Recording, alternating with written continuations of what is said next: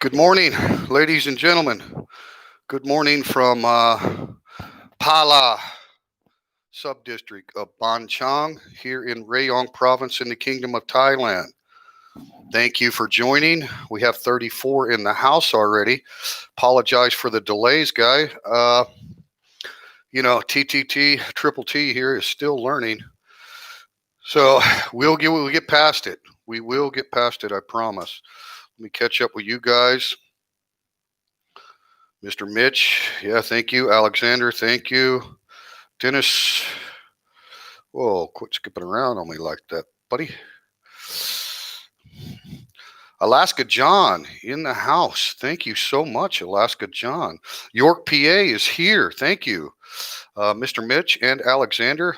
Hey, guys, I appreciate you all being moderators. I know it may look like a crowded field of moderators, but I've got so many fantastic supporters that I appreciate you joining the live stream. And you know the rules. I mean, as long as people don't, I can see no politics, no religion, and your TTTs. Oh, good, good. Okay, we got a decent frame on the shot.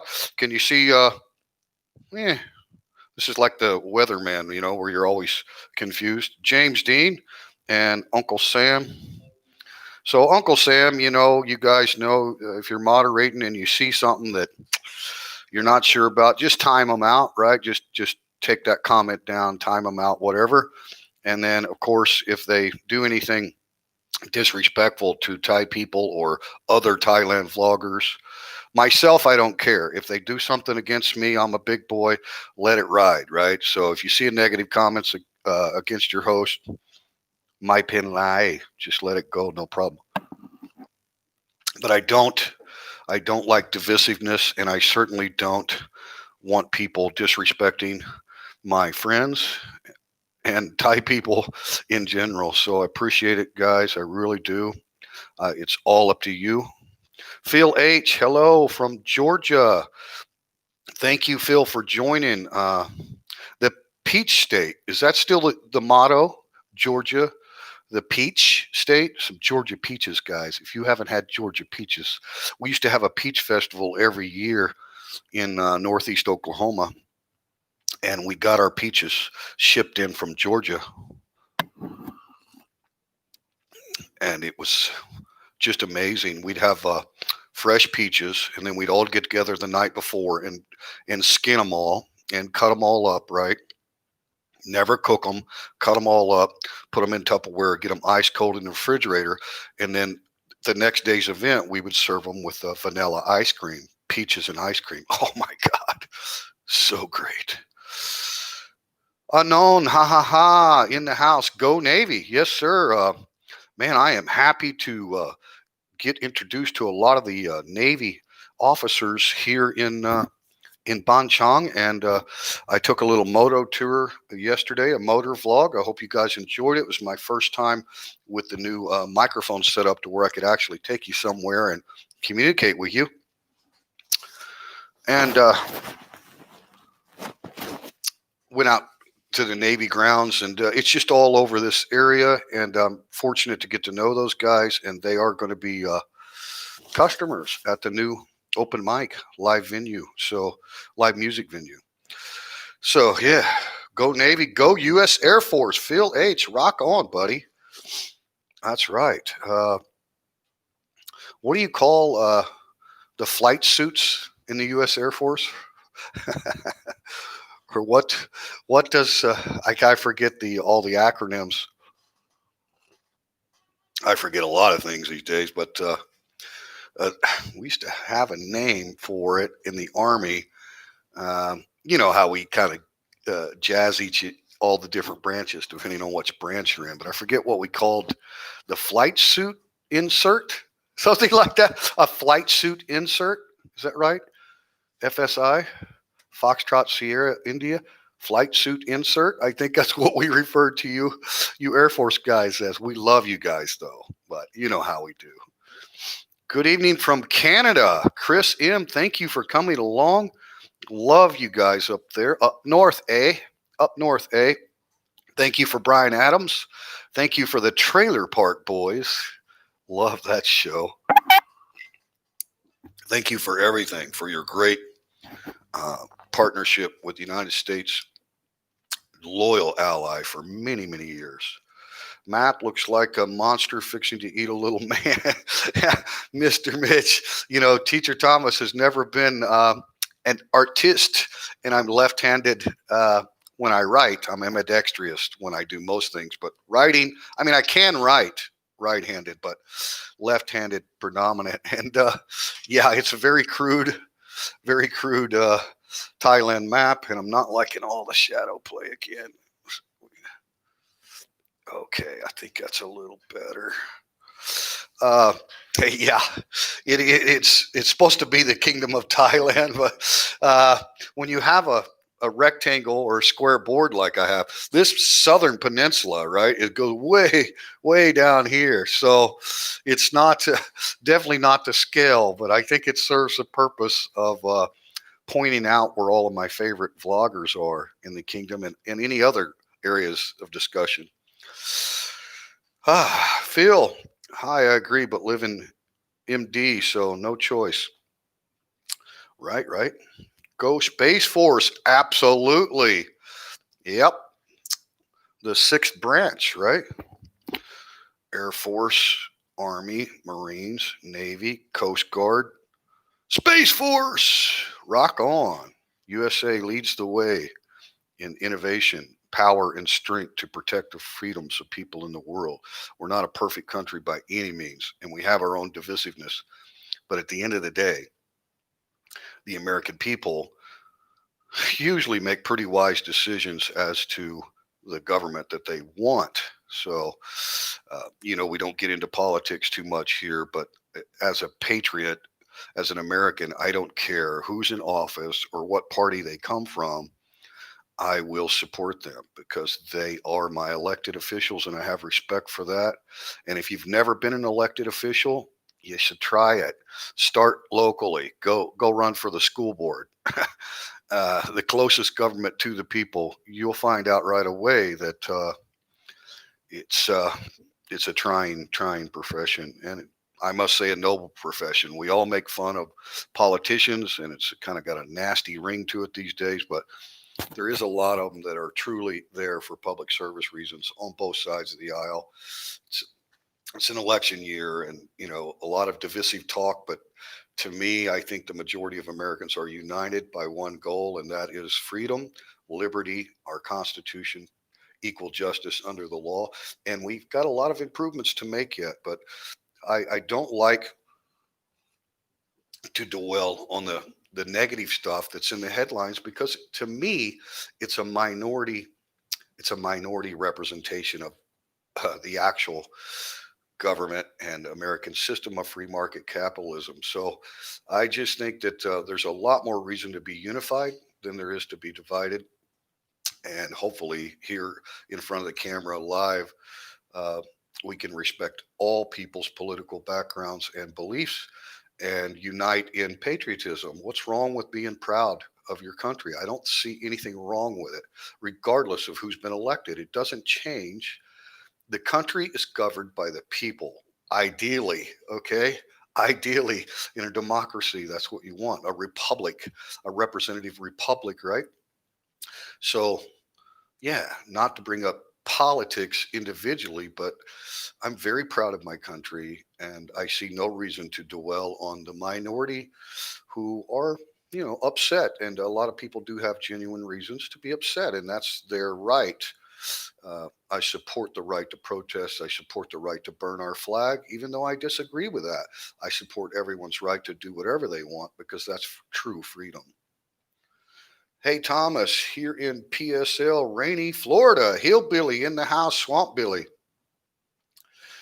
Uh, Phil says, Anon, ha ha ha. Love you, man.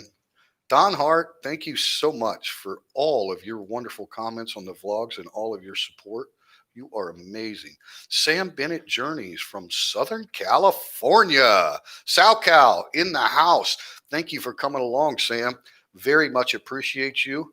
Uh, Apologies for the uh, Lack of knowledge to get the live stream going from the created event, but at least it got the notifications sent out that I was going to go live, even if I had to create a separate live stream to do it. Mitch, gotcha. Bobby Newbig. Hello, Triple T. Hello, Bobby. If you guys are new to the channel or new to the chat and you want to drop your location, up to you, but it kind of gives everybody in the chat an idea of where everybody's from. So, where are you from, Bobby? Up to you.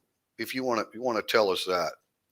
James Dean, absolutely right, Mr. Mitch. You know, when James Dean says, "Hey, we can't have that divisive, negative troll, haters, or whatever they want to call themselves." Yeah, just James Dean, get them out of here. We don't care. You know, Jimmy crack corn, and we don't care. So we're not going to let those people disrupt or affect this channel at all. This channel is created for you and all of the wonderful subscribers that follow this. I'm just a hobby vlogger, and I do have genuine intentions of trying to, bring a perspective of Thailand that I think serious people who are considering relocating to Thailand or who have already been to Thailand and cannot currently get here because of the situation. I just want you to be able to watch one of my vlogs or a live stream and go, hey, I'm right there in Thailand. Isn't life wonderful? Are there things that I don't like about Thailand? Of course. But why talk about that here? They're so minute. I love this country and I love living here. So that pretty much says it all. Robert Yates, North Carolina, in the house. Thank you, sir. Thought I saw Route 66 there. That's correct, sir. I am a Get Your Kicks on Route 66 fan from the day I was born in 1964. I think I was listening to those old tunes. And yeah, if people don't know, I almost thought I had the United States map up here. I was going to go from Chicago to LA, right? But it's the time map. Anyway, I'm from Kansas City originally, and I've lived in the four states of Kansas, Missouri, Oklahoma, and Arkansas. Down in northeast Oklahoma and through Joplin. Route 66 goes through there. They still have the old route. A lot of it is not paved, and they take brand new Corvettes and everything down the old original Route 66. So, yeah, for those of you that don't know, it was one of the first major highways after the modern automobile was in common supply. Thank you, Henry Ford. Uh, from Chicago to LA and all those towns in between. And there was all kinds of old motels and diners and cool stuff along the way. So it's a famous route in the United States of America and a lot of history. And they still, to this day, travel the original route, right? And I mean, they'll get off the good road and go down this crappy little country back road because it's the original 66. Now, in Joplin, Missouri, and northeast Oklahoma, there was a famous couple that used to travel that route a lot. Maybe you've heard of them, Bonnie and Clyde. And there was a big shootout there in Joplin, Missouri. Unfortunately, they killed two outstanding police officers.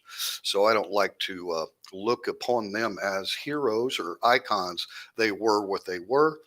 And there was a reason for the rebellious spirit that they had during the time of the Depression. And Clyde Barrow had spent a lot of time in prison in Texas, and the prison was horrible, terrible human rights. So there was legitimate reasons for the rebellious spirit that they had, but they did kill innocent people. So we don't want to pretend that they're some kind of heroes. But that's a very famous area for a lot. Now, Joplin, Missouri, actually has a lot of connections to the mob in Chicago because of Route 66.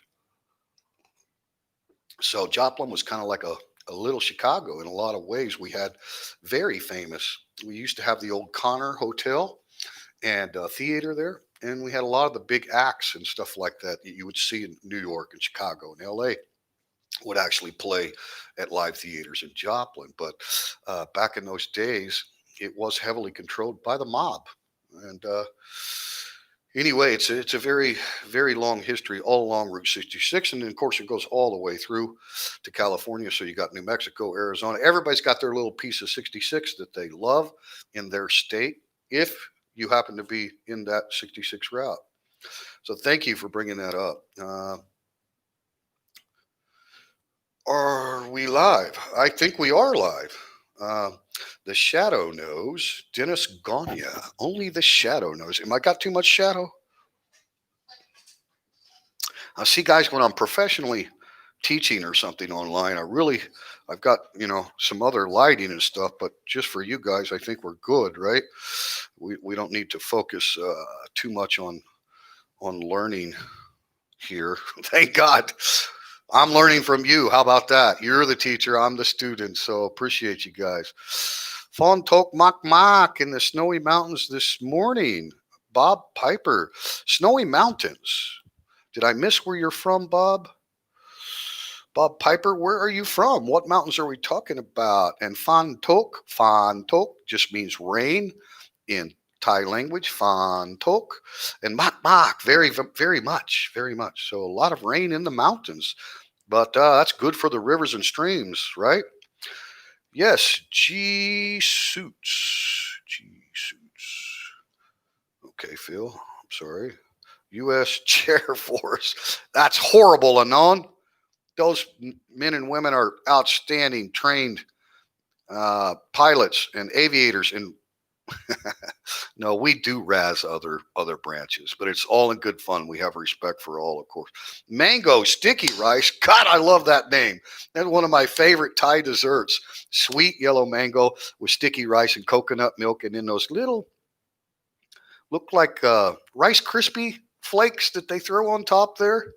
Absolutely outstanding. So thanks for coming along. Mango sticky rice. Aloha, TTT from San Francisco, California. Hey, you don't have any hills there, do you? Like your roads are all flat in San Francisco, right? Hey, man, beautiful place. Thank you for coming along. Aloha to you. Do you have original Hawaii connections with that aloha? Hillbilly Air Force is the Army's Uber. God, that's what the Marines say about the Navy, too, right? Yeah, we like you Navy boys. Every time we got to go fight, you guys give us a ride. It's all in good fun. All in good fun. Your artwork is great. Oh, thank you, Mr. Mitch. Yeah, great for a sloppy left-hander. Alexander, loved your Utapao. I almost said it wrong. Loved your Utapao Airport and Bonchong motor vlog. It was super. Thank you very much, Alexander.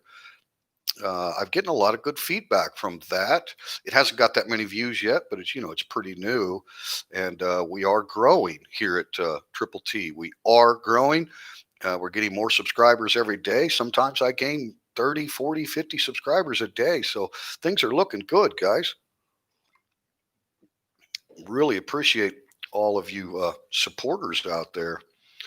Uh, Subscribers of old and subscribers of new. You're subscribing right now. Thank you. Whatever you're doing out there to support this little channel, we appreciate it. We really, really do, because it's a hobby for me, but it can be something beneficial to the Kingdom of Thailand and Thai people, and that is exciting for me. So if I can, if I can do something with the channel that benefits my community, then outstanding. I love that. Thank you for that, Alexander. Chris M. Space Force logo basically looks like Starfleet. This is gonna be sweet. I haven't seen the logo yet, Chris. Thank you for that. Hillbilly Uber 1000 in order to the target. Right on, Phil. Love you, Hillbilly. 100% patriot. Absolutely. I think Thai people are very patriotic about Thailand, and for good reason. And they have a very different culture here, as you all know that have been here, and very disciplined, very structured, lots of respect. And I think that's why Thailand has done so well during this pandemic. It's just the people's natural reaction uh, is, discipline. Now, I mean, there's Thai people that like to drink and party and break the rules of the emergency orders. I mean, of course that happens, but overall, give credit to the Thai people for the way they've handled it. It's really, first time in our lifetimes. Now there was, excuse me, the first SARS back in 2003 in southern China. This one came from central China, as we all know, which is a lot bigger hub there in Wuhan for international travel. But the southern one in '03 scared the crap out of Asia too. Disclaimer: never smoke cigarettes. They're horrible, especially any of you children, my grandchildren that may be watching the playback. Eh, Grandpa's trying to quit, and I will get it done soon. Don't smoke, please. Mornings and coffee, I apologize. Now, I broke my train of thought on that disclaimer. South Carolina peaches are better. Okay, David. South Carolina's amazing. I went to Fort Jackson there for my boot camp and loved every minute of Columbia and the surrounding area and what little bit of free time we got out, we got away, right? Absolutely beautiful state. Do you believe in the eat only potato diet? Here now. Good question. I've never heard of the eat only potato diet. Uh, I have been doing some keto, so I'm trying and I'm losing weight. Thank God, because I was way too heavy, and I'm still a little overweight, but I'm not where I was. Technically, for my height at 94 kilos, I was obese. Technically, right? So uh, I'm getting better, but share your thoughts on that potato diet. I've never heard of that one. Chris M., do you have any advice on how to start learning Thai online, hopefully for free, cheap, before I get to Thailand? Yes, there's a really good YouTube channel that I follow. It's called Speak Easy.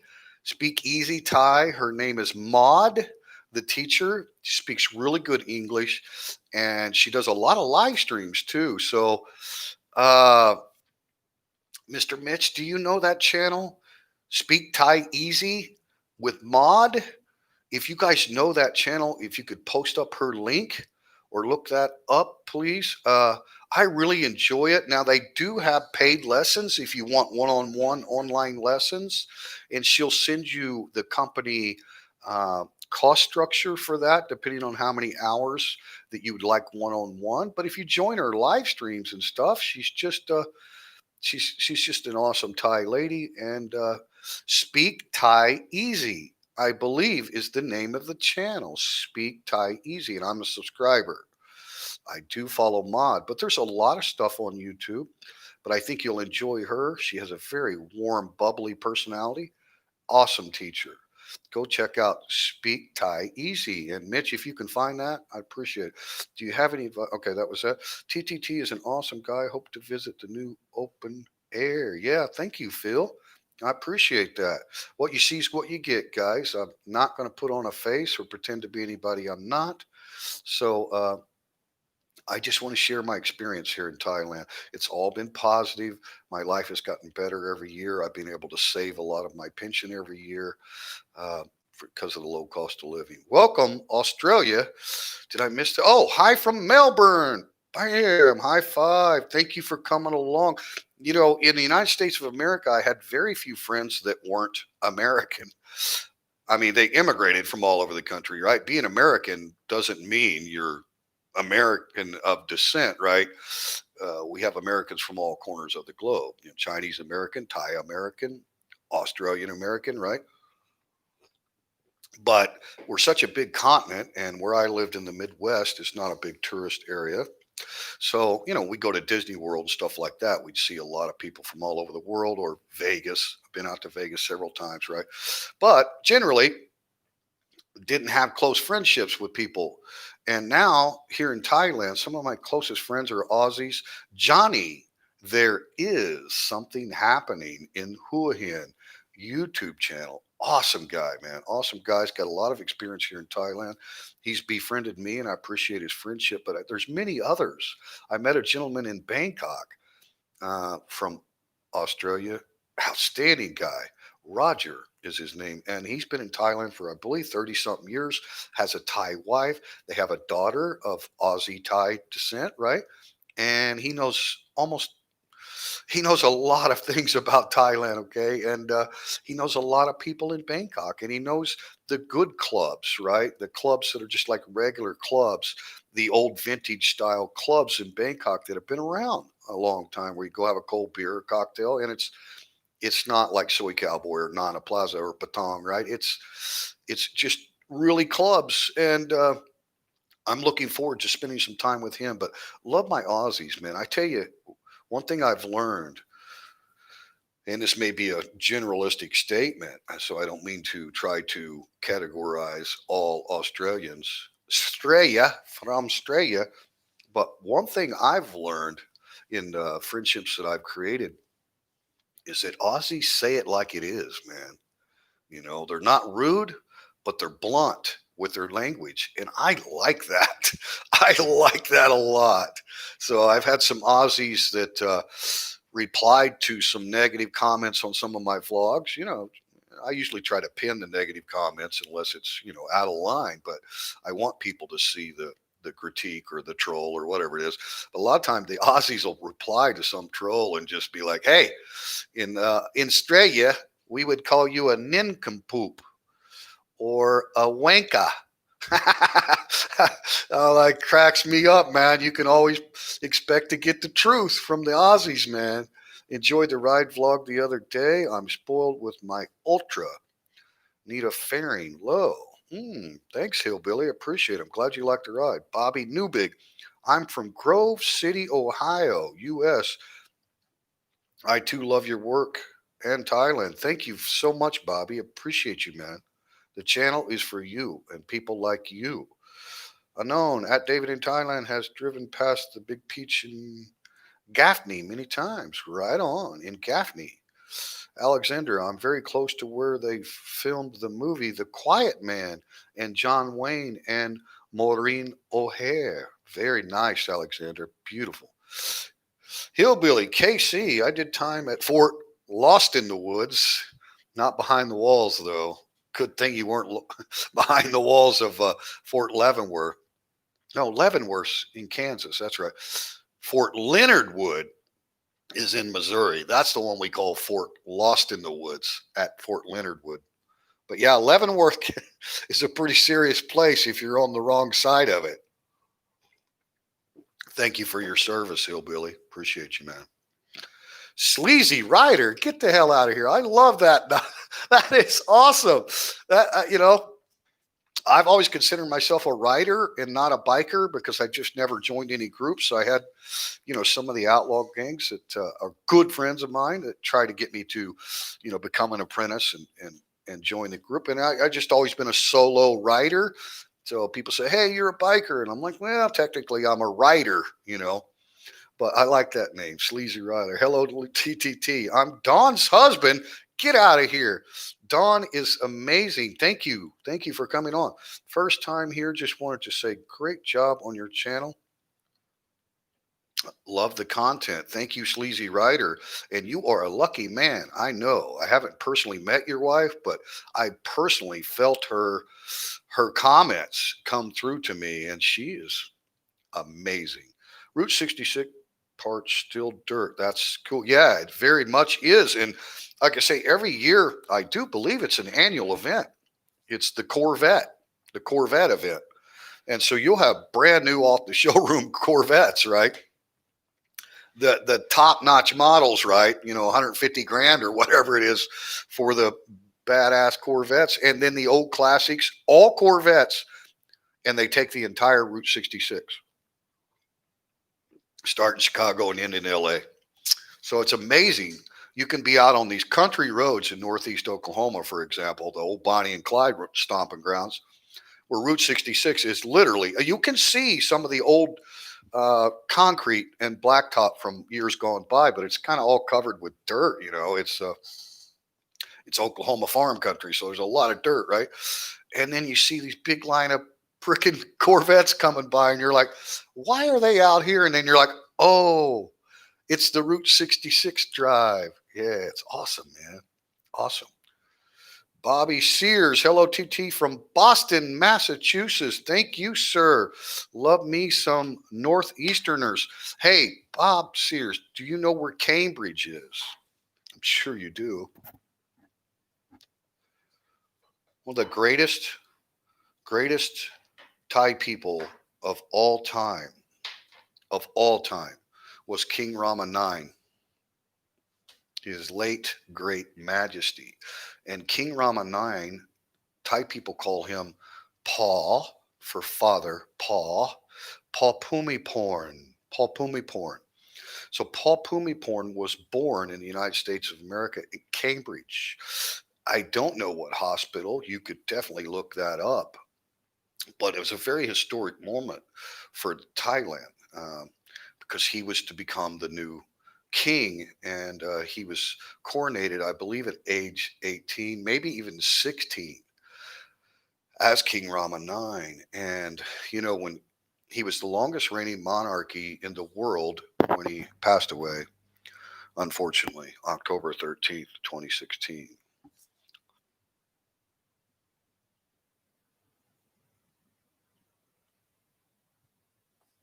But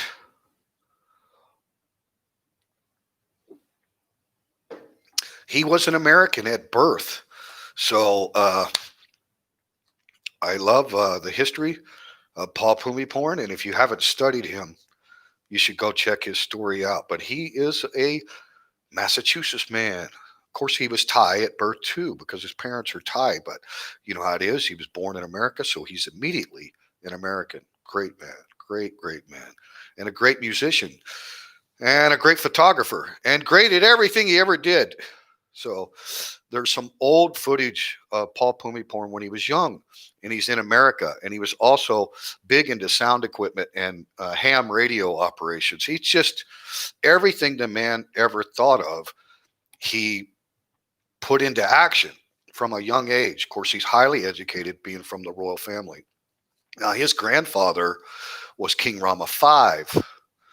I do believe. Now, I could be wrong, but I think I'm correct. King Rama V, who was instrumental in bringing Thailand into the new age.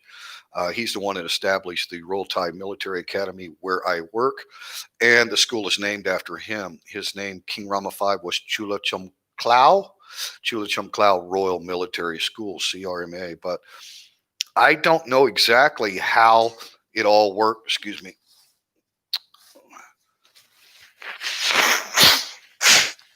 Excuse me, guys. Apologize. I don't know how it all worked with the dissension. Uh, Basically, when you start counting kings in the Rama period, you're talking about the house of Chakri. I could be pronouncing it wrong, but that is all of the Rama kings. Okay, so King Rama V. I don't know why.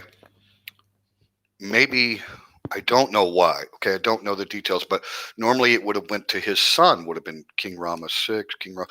But somewhere along the way, it missed King Rama Nine's father. King Rama Nine's father was never the king. Okay, so he's a direct descendant of King Rama V, was his grandfather. Anyway, I don't know exactly how it all worked. I know King Rama VIII was Paul Pumiporn's brother, and then Paul Pumiporn became king after the passing of King Rama VIII, unfortunately. But I just think it's fascinating, and Paul Pumiporn, King Rama IX, really was an amazing man, and he turned the grand palace that he inherited from all the previous kings of Thailand, or Siam in the old days, the kingdom of Siam. So he turned that palace into a botanical garden and a farming experiment where he would develop all different types of hybrid seeds, to improve the crops in Thailand. He had all kinds of rural projects, building roads up in Isan and dams, and supporting farms to dig out ponds to farm tilapia, which is a major protein source of food for the kingdom. The guy was incredible, incredible. You can't say enough about him. And now his son, His Majesty King Rama X, is in power, and he has a long military background. He went through ranger school at Fort Benning, Georgia. So King Rama X grew up, my southern talk, grew up, in the palace, obviously. with his father being king, and was crowned prince for many many years before the passing of King Rama IX, and it was a dark day in Thailand, and he waited a year after the passing to officially uh, be crowned the new King Rama X. But King Rama X is an amazing, well, very educated man himself. He's taken the kingdom at a much older age. His father became king at a very young age. But one of the beautiful things that I heard about King Rama IX, born in Cambridge, Massachusetts, was, became king at 16 or 18 years old, whatever it was, very, very young, right? And so what they said was, when he was crowned king, they loved him because he was the king. And later, after many years of service to the country, they loved the king because it was him. So, yeah, great, great, great guy. Is this live? I hope so. I hope so. If it's not live, I'm talking to myself. Thank you, Here Now. Thanks for coming on. Unknown at Here Now. Memorex. Yeah, I remember that commercial. Are you from Joplin? I'm from Kansas City originally, but I spent about 7 years in Joplin and Northeast Oklahoma combined. Like, all of my daughters graduated from a school called Fairland High School, which is on Grand Lake, 1,300 miles of shoreline on Grand Lake. So it's a huge lake in Northeast Oklahoma. A lot of people from Joplin go down to Grand Lake. So, yeah, I have a lot of background in Joplin, and I was there on May 22nd, 2011, with the F5 tornado. So I was able to survive that, but I lost people that were very close to me. Yeah, I love Joplin and Springfield and Branson. Southwest Missouri is amazing, amazing. It was always a threat if you broke the USMJ that you could end up there, right? Yeah, Fort Leavenworth and Fort Leonard Wood. Fort Lost in the Woods. Yay. Lived down the street from on Post Housing. Great. Christopher Holland. Hey, ooh, don't skip around on me like that. Christopher Holland. Double O. Okay, double L. Christopher Holland. Probably Probably got it wrong, Christopher. Holland, we'll go with that. Hey, first time watching. I'm in Wichita, Kansas. Rock on. I know exactly where you are, sir. My wife and I are starting to plan to move to Thailand. We have two kids, and plan to move in a year. We are doctors of education and want to be involved. Oh my God, Christopher, Thailand will love to have you here. And please contact me on a private message on Triple T, TTT, Teacher Thomas Thailand Facebook page. Send me a private message there, and maybe with your incredible background and your wife, if you don't already have contacts in the kingdom, which you may have, but if you don't, please send me a private message, and so we can make sure that whatever you choose to do, if you want to, it's not a big salary here, but now with your background and your education, you will be at the top of the chain for salary if you decide to be involved in the educational system here. But it's just a supplemental income right now. It's good income for Thailand because the cost of living is so low. But please, Christopher, and thank you for your many years of education. Wow, great. Happy to have you. David in Thailand. No, sorry. Love peaches. Wait to get back to Thailand, right? I am retired from the chair force. Are you really? Oh, okay, unknown. Ha ha ha. Well, thank you for your service in the United States Air Force. Appreciate you. Barry Knoxville in the house. Why would you open a bar? You have to be at the same place every day at the same time every day. I thought you moved to Thailand to enjoy your life. Live. Should be an F there, Barry. And be free to go places and have new adventures. I'm still going to do all that, Barry Knoxville. Great name, Barry Knoxville. I like that a lot. Thank you for your comment and your question. Actually, my wife is 51% owner and I'm 49% owner. We have three full-time Kun Thai employees to start.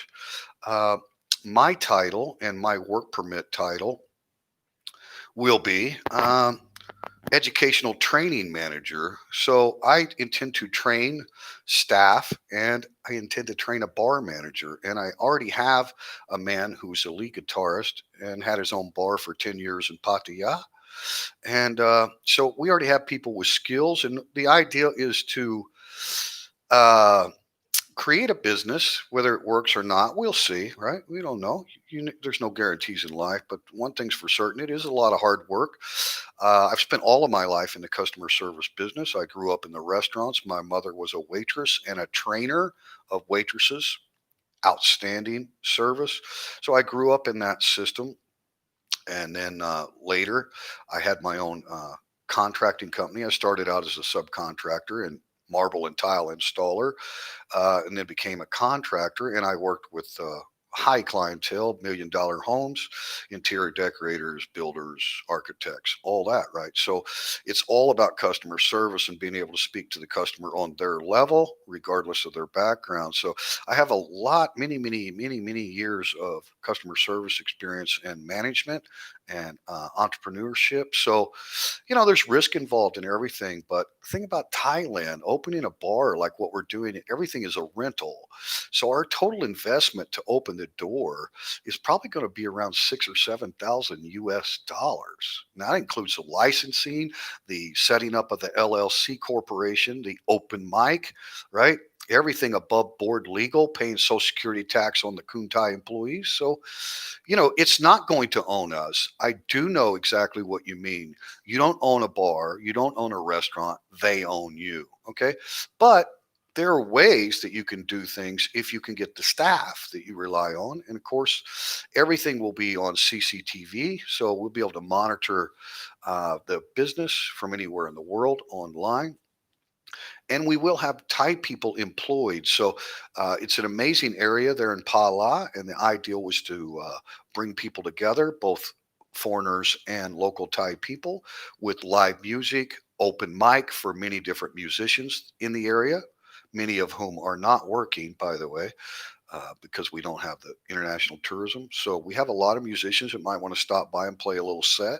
And then also we're going to mix in karaoke, which Thai people love karaoke, and they know most of the popular top 40 Western songs throughout the years. So, the Beatles or Rolling Stones or, the Eagles, Leonard Skinner. I mean, they know their stuff here. So that's our plan, and we'll just see where it goes. But that's why it's not about profit. It's not about being bogged down and not being able to go somewhere. Trust me, that will not happen. Early on, it's a big commitment for my wife and I, but we'll just see how it goes. But thank you for that, Barry. Alexander, Warren Beatty, and Faye Dunaway, aka Bonnie Elizabeth Parker and Clyde Barrow. Outstanding movie. The best Bonnie and Clyde movie ever made. And they've made, I don't know, hundreds of them. That's the one. That's the one. Of course, they dramatize it for the Hollywood movie, but yeah, good movie. Excellent actors and actress. Oh, Faye Dunaway. Whew. That first scene. Okay. Yeah. Let me get back thoughts back. They created the Marines to Navy can have dance partners. Oh, don't say that in a crowded room, crowded bar of Marines. Mango Sticky Rice grew up in Seattle, but went to college at the University of Hawaii. Ah, that's why the aloha. Well, thank you for coming along, you Pacific Northwestern, right? Yeah, P&W from the Pacific Northwest. We appreciate you coming in. Phil Anon, thank you. My son is halfway there. I only spent 4 years in it. Okay. Oh my God, Hillbilly. Yeah, Hillbilly. The Boston rocks. Absolutely, York. Bob Sears. Oh, I'm pulling for UTTE. It was pretty tough for me to quit smoking. Yeah, it is, man. I've done it before and I beat it. I mean, went 6 months, no cigarettes. They smelled terrible, all of that. And then, you find an excuse, some high stress point or whatever, and you break down and you buy one. And the first cigarette tastes like nasty crap. And somehow you get back on them. But yeah, I'll get it. I appreciate your support, Mitch. Bob Sears, did you say you've been doing keto Tito diet? But I'm not strict about anything that I eat. Like I pay attention, but it is what it is. I think if I can keep my activity level up, and it's always hot here in Thailand, if I can keep that sweat going, I'll be okay. Uh, had a lot of downtime because I'm not teaching this year in 2020. I think we all know why, right? Everybody's wearing masks, and so we postponed that till next year for me to go back to the academy. I was on my feet, obviously, for classes there. I only taught 12 hours a week, but you stay active, and it's a beautiful campus and lots of things to do there. So now I had a lot of downtime, and my wife is an excellent cook, Thai food, and yeah, a lot of rice and pasta and stuff like that'll get you. Speak Thai easy with none. None. Okay, none. Oh, sorry about that. She is a sweetheart. Her family is from Rayong too. Oh, see, I didn't know that, Anon. Thank you for that. Mr. Mitch, thank you for posting that up. You should follow her on Instagram too. All right. Speak Thai easy. There it is. Speak Thai easy. Guys, there's a lot of free stuff available on her channel. Okay, so go check it out. Kru Nun. Does she pronounce it nun or nun? Probably nun, nun, right? Kru just means teacher, yeah. Or Ajan is professor, so they call me Ajan Farang. A lot of times I get Ajan Farang. Have been teaching Thai to foreigners since 2008, with the ages of my students ranging from wow, 8 to 60 years old. She's awesome, man. Her personality is just so bubbly and warm and friendly. South Dakota, get out of here. Boom, boom, boom, boom. Thank you, Timothy, for coming along. Timothy State, what a beautiful state. Took all of my 4 daughters on a trip through there. Beautiful, man, through the Badlands and Mount Rushmore and even the eastern South Dakota. I love those plains, and oh, it's just all amazing. Battle of Little Bighorn. TQ, thank you, thank you. How do you like my shirt, TQ? Do you see that? I'm behind on the chat, guys. I'm sorry, I'll get caught up here in a minute. How do you like that shirt? I got this from a great subscriber and supporter of the channel here, and I think we've vicariously become friends virtually through the YouTube platform here, and very, very nice. Very, very proud to be wearing this shirt right now. I'm going to subscribe now. All right. Thank you, Mitch. Anon. Now you can also be mixing up with Thai. Ah, that's what I was doing. I'm sorry, Anon. Thai with Mod. Okay, yeah, I've watched that one too. She and Pear also really nice, married to an Aussie, and they have a cute kid. Thank you. So there you go, guys. There's another one, Thai with Mod. Do you think Disneyland will have a cartoon Donald Trump in years to come? I don't know. Do they not already? Like, I think the world has put up cartoon balloons and everything else. That's typical for every high profile politician, right? So let them do what they want. That's freedom, right? That's freedom. We have the freedom to mock, to ridicule, to hate, to support, whatever we want to do, right? More power to everyone. Transparency, freedom. Let the people decide, right? That's what it's all about, man. But thank you for that. You're welcome. There you go. TQ, are you wearing the I caught up with you, TQ. Yeah, okay, here. I'm about to catch up. He's wearing it proudly. Absolutely.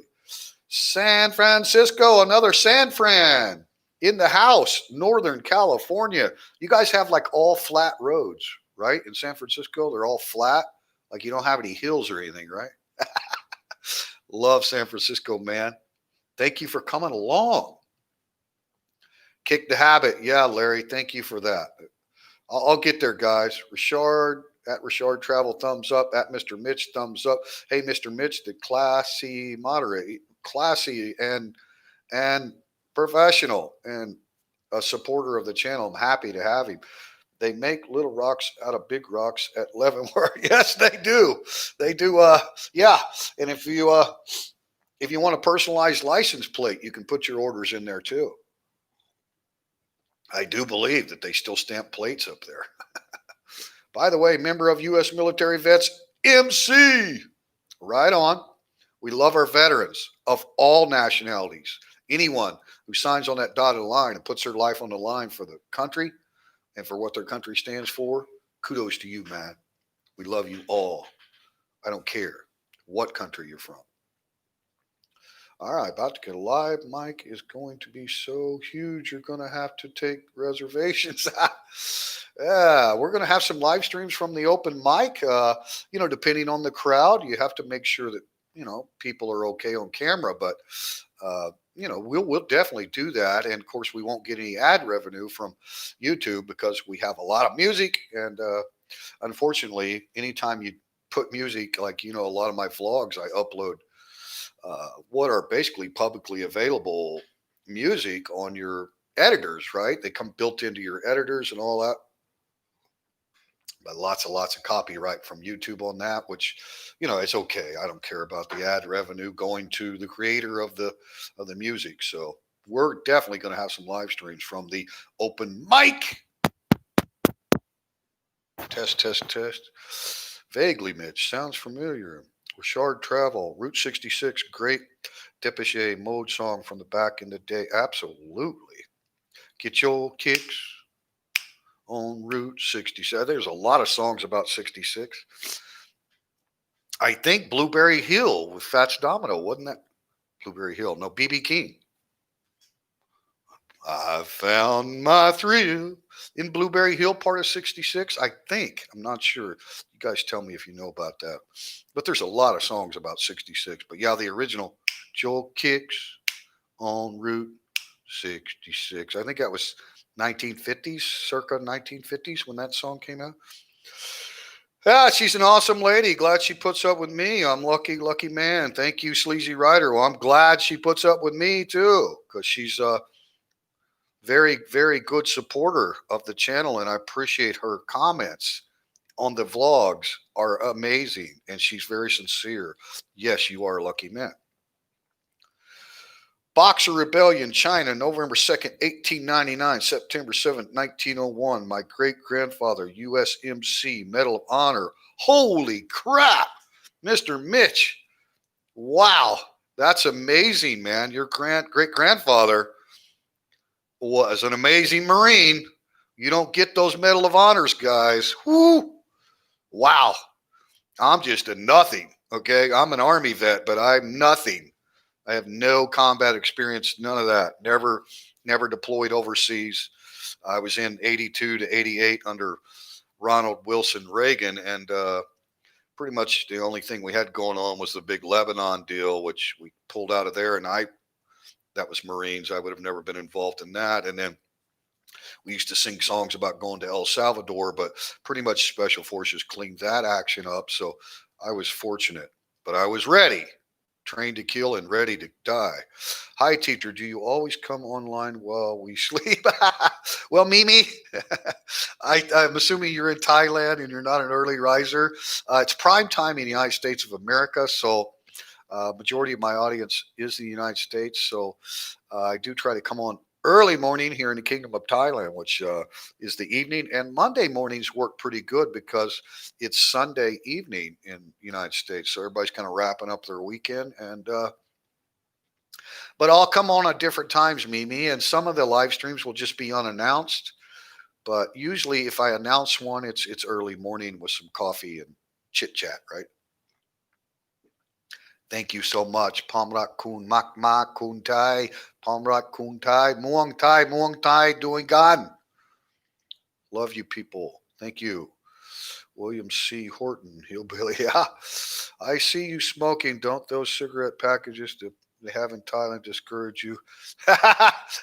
Yeah. I don't even know if I should show this on YouTube Live. It's so disgusting. The photo images on these cigarettes. I don't even want to show it. It's so disgusting. Yeah, I probably got black lung and my teeth are all hauling out. And yeah, nah, it's a bad, bad habit. Good for the mind, terrible for the body. Why is it good for the mind? I don't know. Go back, whatever, thousands of years when they started harvesting tobacco. It's a natural product, right? Native Americans with the peace pipes, that was tobacco, right? They introduced a lot of the Europeans to tobacco. Uh, cigars and brandy in the more boardrooms. I mean, it just, the nicotine, it does something for stress relief and mental relaxation. I don't know what it is, but it's horrible for your body. TTTT question for you: why is vaping a crime in Thailand? It seriously helped me. Yeah, why is it a crime? From what I understand, and don't quote me like this is the actual law or anything, but the oils, the tobacco oils, are not regulated and controlled by the government the same as cigarettes. So if you bring your vapor here from your home country, when you purchase the oils, there's no tax revenue generated for the government. So that is, from what I understand, why vaping is illegal. And there has been cases in popular tourist destinations when Westerners were here and didn't know the law, and they were puffing on, people vape and get a huge old vape smoke fume going on, right? And the police saw it and came by, and yeah, not a good result, right? So yeah, don't vape in the Kingdom of Thailand. But I think that's the reason, because it's not a regulated tobacco product, the oils, from what I understand. There may be more complexities to it than that, but I believe that's kind of the. Don Hart, thank you, Scott, for your kind words. Oh, well deserved. Thank you. Thank you. The channel was created exactly for the purpose of trying to bring my experience of Thailand to you, people like you who subscribe and can maybe kick back and get some enjoyment, hopefully some information, some entertainment from the YouTube channel. That's exactly what the purpose of the channel is. So getting feedback from you sincerely and genuine is very much appreciated. So Bobby Newbig, I just love the history of Thailand. I have King Nine's name decal on my truck. That's awesome, Bobby. He was an amazing man, and I was here October 13th, 2016. I'm pretty sure that's the date, guys. And I was teaching government high school, and for an entire year, we had to wear either black or white. That was it for a year after his passing, because it was devastating, guys. When he first became king at 16 years old, I do believe, when he was crowned, they loved him because he was king. Later, they loved the king because it was him. Amazing man. And he raised an awesome son, too. So, and tomorrow is King Ramatin's birthday. Holiday here in Thailand. Happy birthday to you, Majesty. I know you're not watching, but happy birthday wishes. Long live the king. Long live the king of Thailand. And today, normally every time you have a royal Thai birthday, it's a holiday, whether it's the queen or princesses or, a lot of holidays here in Thailand associated with the royal family. And so normally you have like at least 2 days. Like if it falls on a Sunday, then the observance will be on the Monday, and all the schools and government offices are closed. Well, this year, because of the situation that started back in March, the Thai New Year that starts about mid-April was canceled. It's called Songkran, and it's a big water festival, uh, very famous long holiday here in Thailand, and that all had to be canceled. And government offices were all open and operating during the Songkran. So this year, today, they've added Songkran to the holiday. So tomorrow's the king's birthday. Today is like Songkran observance, like a replacement day for the initial Songkran. Now, they're not going to be water fights and water parties because we're still under emergency here, and we still wear masks, and we still have a lot of precautions, right? But Thai people will go to temples today and tomorrow. So it's a long 4-day weekend, right? Most Thai people will not be working. From what I understand, the roads are very congested. Not a good time to be traveling. Um, the majority of the Thai people, 12 million people, live in the greater Bangkok area. So a lot of them go to their hometowns or go to beach towns, right? 4-day weekend. So a lot of travelers out there. So be safe if you're traveling in Thailand today and tomorrow, and probably even on Wednesday when everybody's getting ready to go back to work. Fort Benning, about 2 weeks, 12-day road trip on the bike. All right. Fort Benning. Never been there, but here it's awesome. And train some outstanding warriors, of course. Hello, TTT from Trinidad and Tobago. Wow. Yeah, Mr. Mitch, the Spanner guy. Larry, thank you. Thank you for coming in. Appreciate you. Great to see you. Always good to see you, Mr. Mitch. Thanks, Larry. Appreciate you coming to Triple T channel here. Appreciate it. Sounds like a lot of fun. Hillbilly. Alaska John, born in Springfield, Missouri, raised just north of there. Okay, Alaska John, thank you. Springfield, what an amazing town. A lot of history there. Woo, a lot of history in Springfield. Mango sticky rice. I hear the new king does not live in Mango, you got to be real careful there, okay? Be real careful. We don't want to discuss, you know, details about that. We can talk about the royal family, but we don't want to discuss that. Sorry, Mango. That's a mute subject here. TTT, did you ever get a chance to meet the middle princess in the Royal Academy? I hear she teaches classes there. Yes, she does come to the academy normally twice a week, either by helicopter or by motorcade. It's like the president of the United States when she travels by road.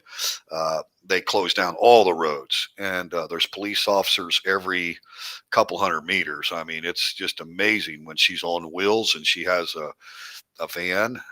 That she rides in, of course, for her protection. And she's an amazing person. I believe I can't remember the names. I'm sorry. My wife has reminded me so many times. I think it's like Palm Pet. I don't want to, but Her Majesty is the daughter of King Rama IX, the sister of the current king. Her color is purple. She has a high school right outside the gate of CRMA. So the high school with her name on it. So she does visit there as well. But I believe she teaches at the history department. I've never had the honor of meeting her. She doesn't come to the foreign language department. Obviously, she's very busy. She is an instructor at the academy, and she is beloved by Thai people. Beloved. And she continues the royal projects all over the country, same as her father did. So she's very, very involved. She visits small villages and rural schools, and she's incredible. It would be an honor to meet her. And if I ever did, there's Gan Wai in Thailand, right? It's like the Thai handshake. You put your hands together. And if you notice the position of your thumbs, if you're gone wide to a younger person, you just kind of go like this. There's no head bow because they're younger than you. Now, someone younger than you is going to place their thumbs about the nose, right? So the hands don't really move, the head comes down, right? If you see a monk, your thumbs go all the way to your between your eyes, right?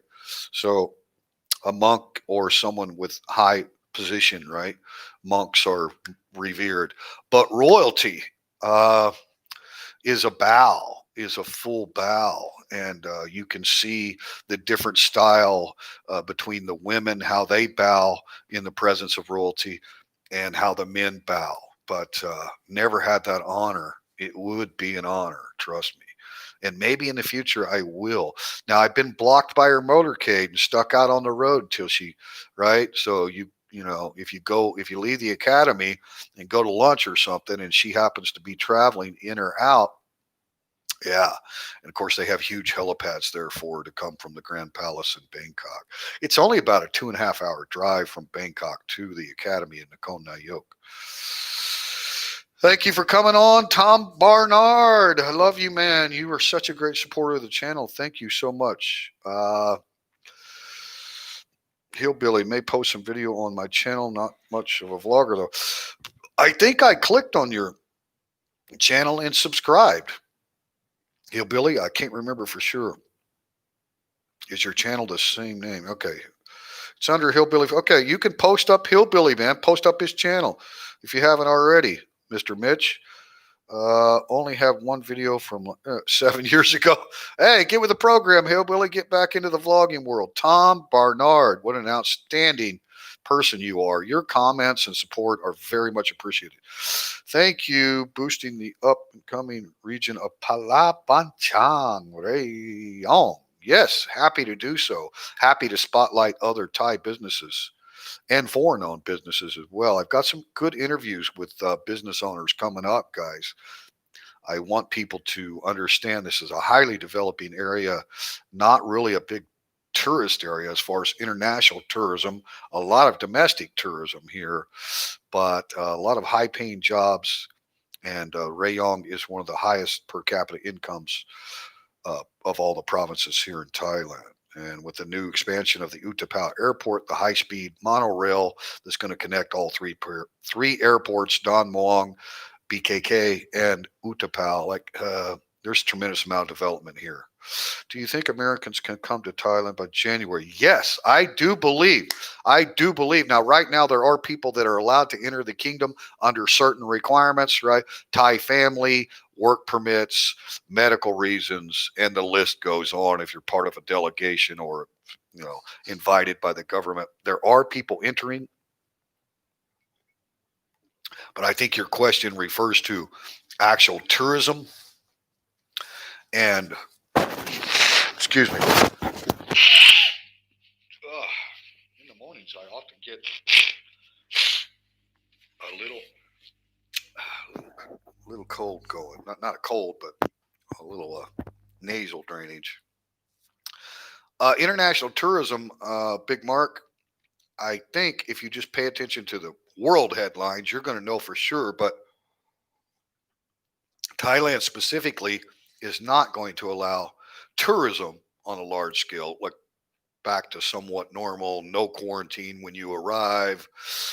You may still have requirements for health checks before you depart and health insurance. You're definitely going to have that traveler's insurance now with the virus protection in the insurance policies. There's going to be but it's not going to be difficult. So when the international tourism is back to normal, Thailand will be back to normal. I don't expect Thailand to be like one of the first countries to open for international tourism, right? So it's kind of got to be back to normal worldwide before we know for sure. But you can get here for medical reasons and other reasons. So I would encourage you to go to the Royal Thai Embassy website or consulate in your area, or just go online right to the website and check what the requirements are for current entry into the kingdom, because there are people coming in. But I don't know the specifics about mandatory quarantines. I just had some cadets that came back from Hawaii. They went there on a training mission. So they just got back from Hawaii, and they are cadets that will be commissioned officers. So they are full time soldiers, and they had to go to quarantine when they came back from Hawaii. So they can't even go back to the academy until they finish their quarantine center in Bangkok, which is at a nice hotel. So it's okay, but who wants to be stuck somewhere? But you know, thanks for the question, Big Mark. I really want to try to do it more most of the writing time. Yeah, I understand, man. Don't worry, not everybody. I'm new to the whole vlogging thing too. New new to the vlogging world myself. Don Hart. Okay, now that we know that Faye Dunaway. Well, I mean, the guy's got to be honest, man. Uh, and what's the movie with just lost it. Who's the guy that played Rain Man? Rain Man. And he made a movie, Cowboy Bill or something, kind of a spoof movie, but Faye Dunaway was in that. Oh, Beauregard. Faye Dunaway is amazing. Amazing. Yeah. Just her voice and the way she carried herself. Hola, amigo. Divido. Kataye. Hola, mi amigo. Yo, yo, I forget so much Spanish. Yo soy, yo soy feliz. Yo soy feliz aquí, Thailand. Oh, I lost so much of my Spanish. I need someone to speak to. Gotta run. Thanks, guys. Thanks, Hillbilly. SD Cedar Rapid. Nice. Cedar Rapids, South Dakota. Thank you for coming along, mi amigo. Take care, Hillbilly. Awesome shirt. Yeah. Thank you. How's the weather there? Summer all year long. Right now we're in rainy season, so we get rain about every day, but not a complete rain out. TQ looking good. Thank you. Fits. Yeah, it does fit very good. Thank you so much, guys. I really appreciate it. I feel it's healthy to laugh at oneself. Trust me, I laugh at myself. I do too. I think that any person that has problems, I have problems. We all have problems. One of my biggest vices is my temper and impatient frustration kind of thing that I've had. And but looking in the mirror, laughing at oneself, acknowledging that you have a problem really means that technically you don't have a problem. It's the people that have problems and don't acknowledge it and don't do self reflection, right? Because I've had to work on it. My temper was bad most of my life. I mean, I've never been abusive to my children or my former wife or my current wife. I'm not that bad, but it used to be pretty short fuse and now it's very long. And Thailand has helped me so much with that. It really, really has. Go Niners. Absolutely. Morning all. Andy Stubbs in the house. Yes, go Niners. Go Niners. We want to see you in the Super Bowl so Kansas City can put it to you again. That was a great game. Great, great game. And I have a shirt from this last Super Bowl. It's got the Niners here and the Chiefs here. And let's just say I grew up laying on the living room floor watching the old console TV, the Kansas City Chiefs and the Minnesota Vikings, right? In Super Bowl four, I believe. The first Super Bowl that we won. Yeah. Look, love Isan Foods. Asan Food, delicious, delicious, delicious. TQ, when is the grand opening date for open mic? Haven't decided the actual date yet, but somewhere second, third week of August. We wanted to wait until we get the built-in stuff done, which is almost done. You're going to see some stuff that's not on the YouTube channel yet that I've already recorded. So we're about ready to buy furniture, table and chairs, and decorate. But once we get the furniture set, then we could definitely announce the date of the grand opening. TQ, I promise you will know, and we will do some live stream on the grand opening for sure. I feel it's healthy to laugh. One so yeah, go nine. Okay, this thing skips around on me. When is the grand? Yeah, I used to live in Isan. Loy, love that. Chiang Khan on the Mekong River. Beautiful, beautiful. Loy's beautiful. I've been there. I lived in Nong Bua Lampu, which is not far from there. I haven't tried ant eggs. I haven't tried ant eggs either. My wife loves them. As long as it's not Route 666. Yeah. Good point, Andy Stubbs. We don't want to go down that route. Bobby Newbig, I love my country, but I'm sick of craziness over here, and I wish I was there in Thailand. Bobby, I can't even follow the news. I just can't. Not international news, not American news. I can't do it. It's just so dramatization and inflammation of every story, and I just can't do it, man. My life is bliss here. I just don't need the negativity. I mean, I will. I've got four daughters, 11 beautiful grandchildren, but they're all in smaller cities, and there's no massive protest or rioting or any craziness really going on in their local area. But they are affected by everything, and unfortunately, they do kind of stay tuned to the news, and it's depressing. The silent majority is there's no problem. Like we're all going to recover from this. I don't know why it has to be so divisive. The virus doesn't discriminate. Doesn't care if you're a Democrat or Republican, rich or poor. Doesn't care, and it attacks old people and people with underlying morbidities. I mean, it's a horrible health tragedy, and I don't know why people got to make it political. I just don't.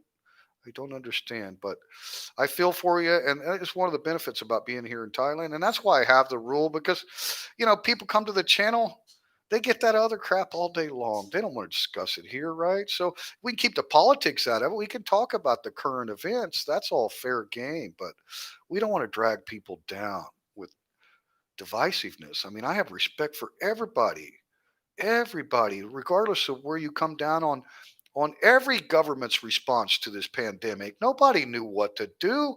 Nobody's ever lived through this in the modern era. It's been over 100 years since we had something this severe, and I just have a lot of grace for every government and their response to how they handled it. Uh, yeah, TQ, Mr. Mitch, salute to your grandfather. Absolutely, absolutely. Medal of Honor. I've never met a Medal of Honor recipient. What an amazing, memento from your grandfather that I'm sure you keep sacred.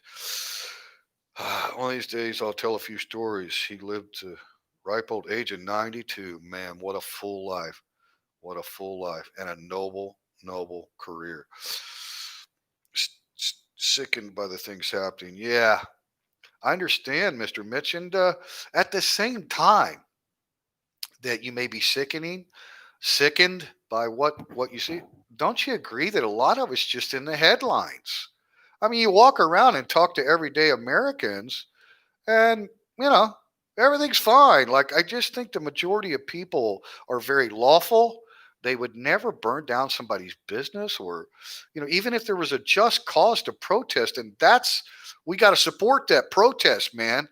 Regardless whether you agree with them or not, support their right to protest. But we don't support unlawfulness. We are about the rule of law. Our founding fathers took that system from many different government systems in the past, from the Greeks to the Romans to the English, right? Uh, you know, I just think that everything is so inflamed and so politicized because we have an election year, and I'm sure it's going to come down between two people, and the American people will decide, and that's enough.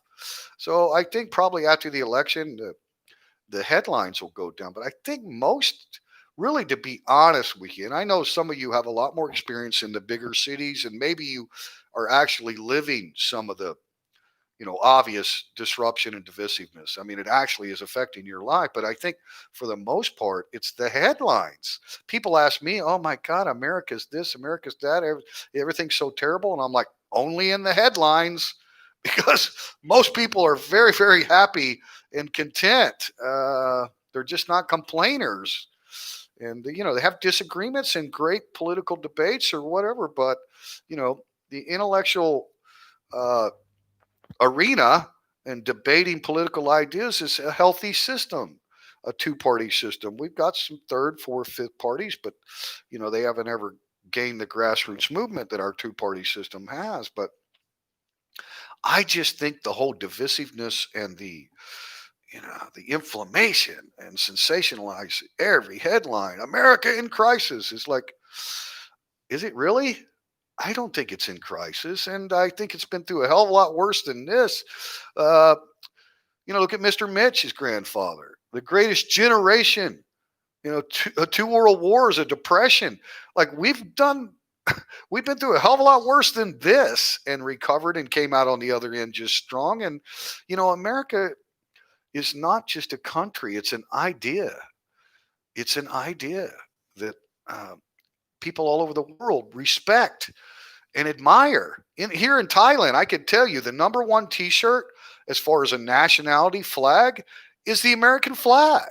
You see Thai people, Chinese people, Asian people, Europeans wearing the American flag. Why? Because it symbolizes an idea that had never been tried before, a form of government that is we the people, controlled by the people. Not that there haven't been long-standing democracies, but it's not a parliamentary system.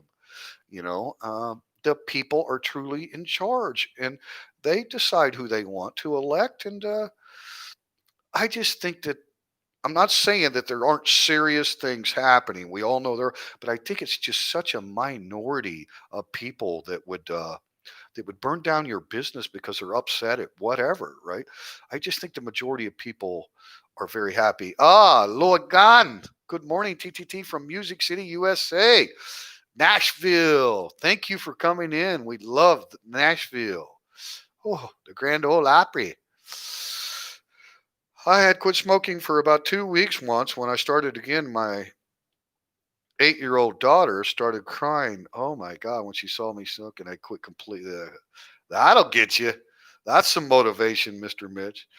Very good, but I still cannot get my head around the ban on vaping. Yeah, I really think it's the oil. I think that's it. May not be. I'm not sure. I have no politics, but 100 days till the election. Yeah. Every year, every 2 years, every 4 years during election process, it's everything gets ramped up, and people are passionate about what they believe, and you got to have respect for, both sides of the aisle for both opinions. And like I say, the intellectual arena of debate in politics is healthy for our system. And, people say, well, we're so divided and all that. Okay. Anybody ever hear of Abraham Lincoln?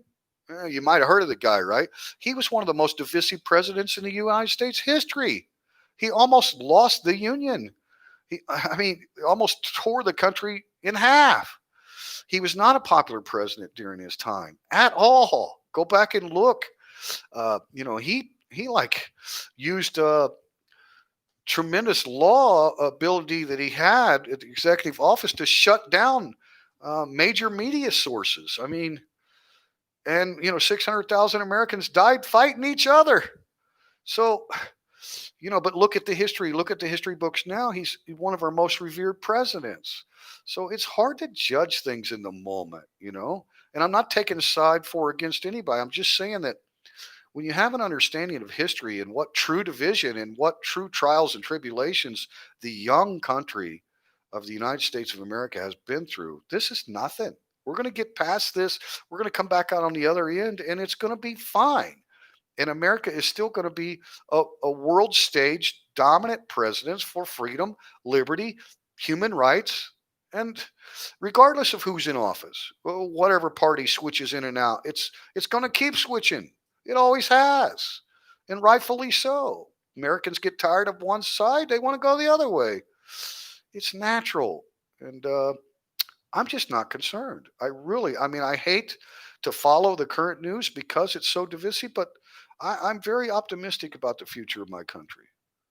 Data of the Year award, absolutely. That's an amazing thing to have encouragement. And my daughter, 8-year-old daughter, cried.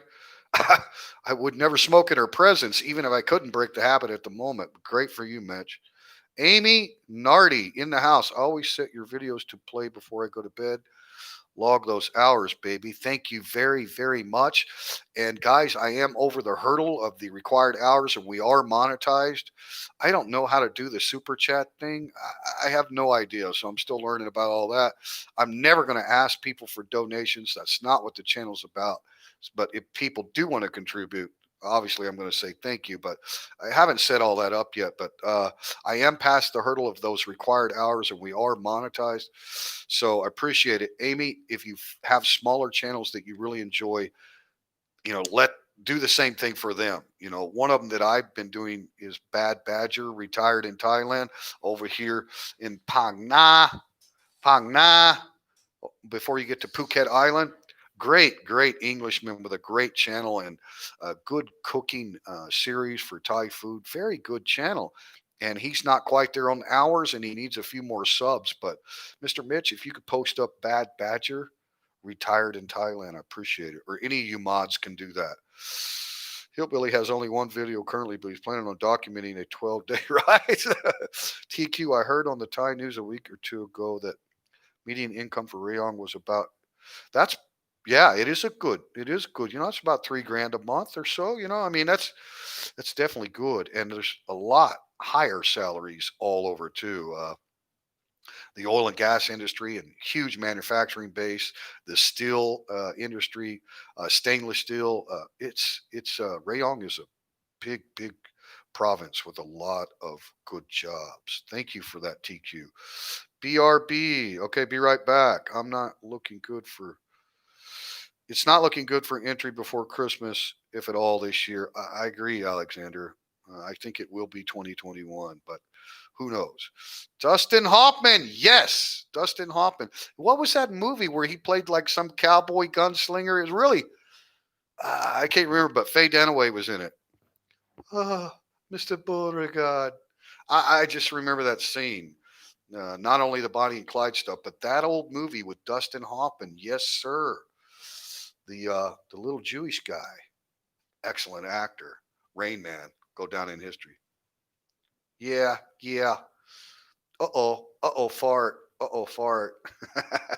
Rain Man, what a great character. Go to Triple T. Love the live chat. Get the channel going. I stay sick. Okay, thank you, Bobby. What about old Jack having Jessica Lane across the kitchen table in the postman? Woo! Man, that was a scene. I have a problem too, Scott. Went to my doc Tuesday, told him I have a regular bowel movement every morning at 7 a.m. He said, "That's good. So why are you here today?" Well, you see, I don't wake up. Don't wake up till 8:30. Ah, yeah. Well, you're regular. You're just not conscious at the time. Good one, Alexander.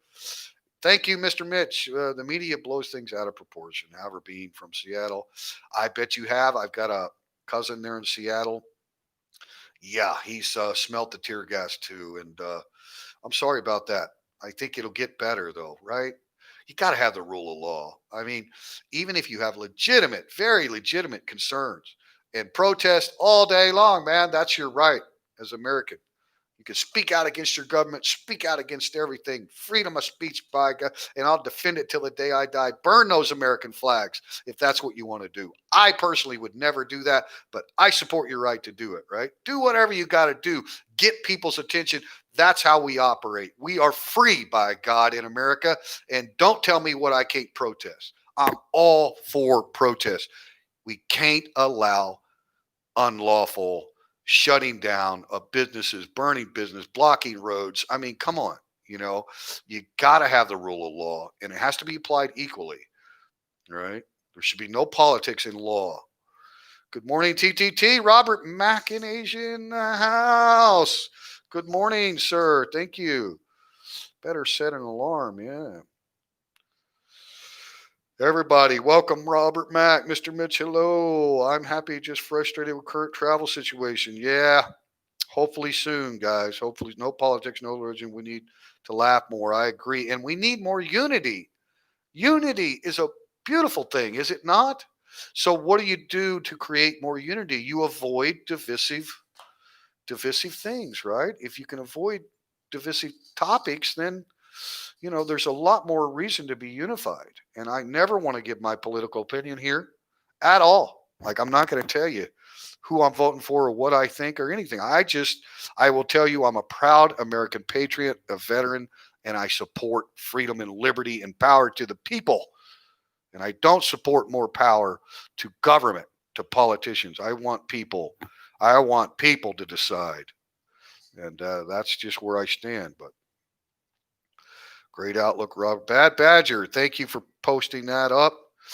Thank you. Bad Badger is an excellent channel. Little Big Man. Boom. There's the title I was looking for, Mitch.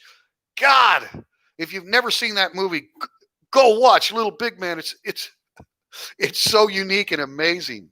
Faye Dunaway was in that, right? I'm pretty sure that was one of the roles that she's. Is it Dustin in the bathtub or she's in the bathtub? I can't remember that scene, but yeah, big Faye Dunaway fan. 100 years ago, everyone owned a horse and only the rich had cars. Today, everyone has cars and only the rich. Hey, I love my horses, man. My sister in Arkansas, her and her husband been married 45 years, I think.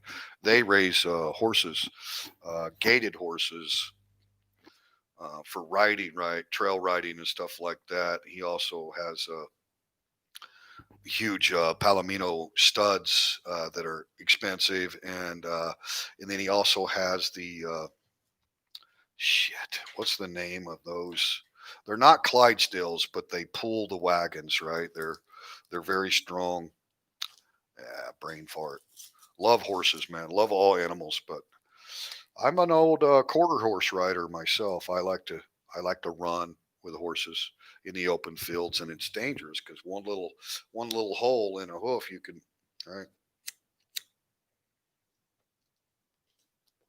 Christopher Reeves was an amazing horse rider, and we all know what happened to Christopher Reeves, the Superman. We just had a protest. It lasted about 3 or 4 hours, and police came and said, "Time to go," and everyone left peacefully. Absolutely.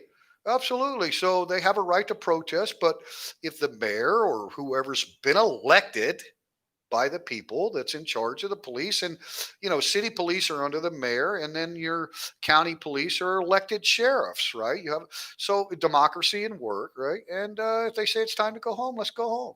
Don't fight the police. There's no, don't take it out on them. They're just moms and dads and brothers and sisters, just like all of us. It just happens to be their profession is law and order, and respect goes a long ways. But man, let everyone protest till the heavens fall.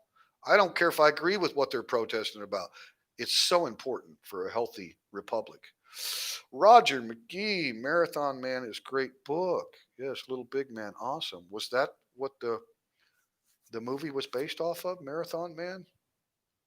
Jim Hogan, thank you for coming along. I just stumbled upon your live stream when I logged into YouTube. Well, thanks YouTube. The algorithms are finally kicked in now, Jim.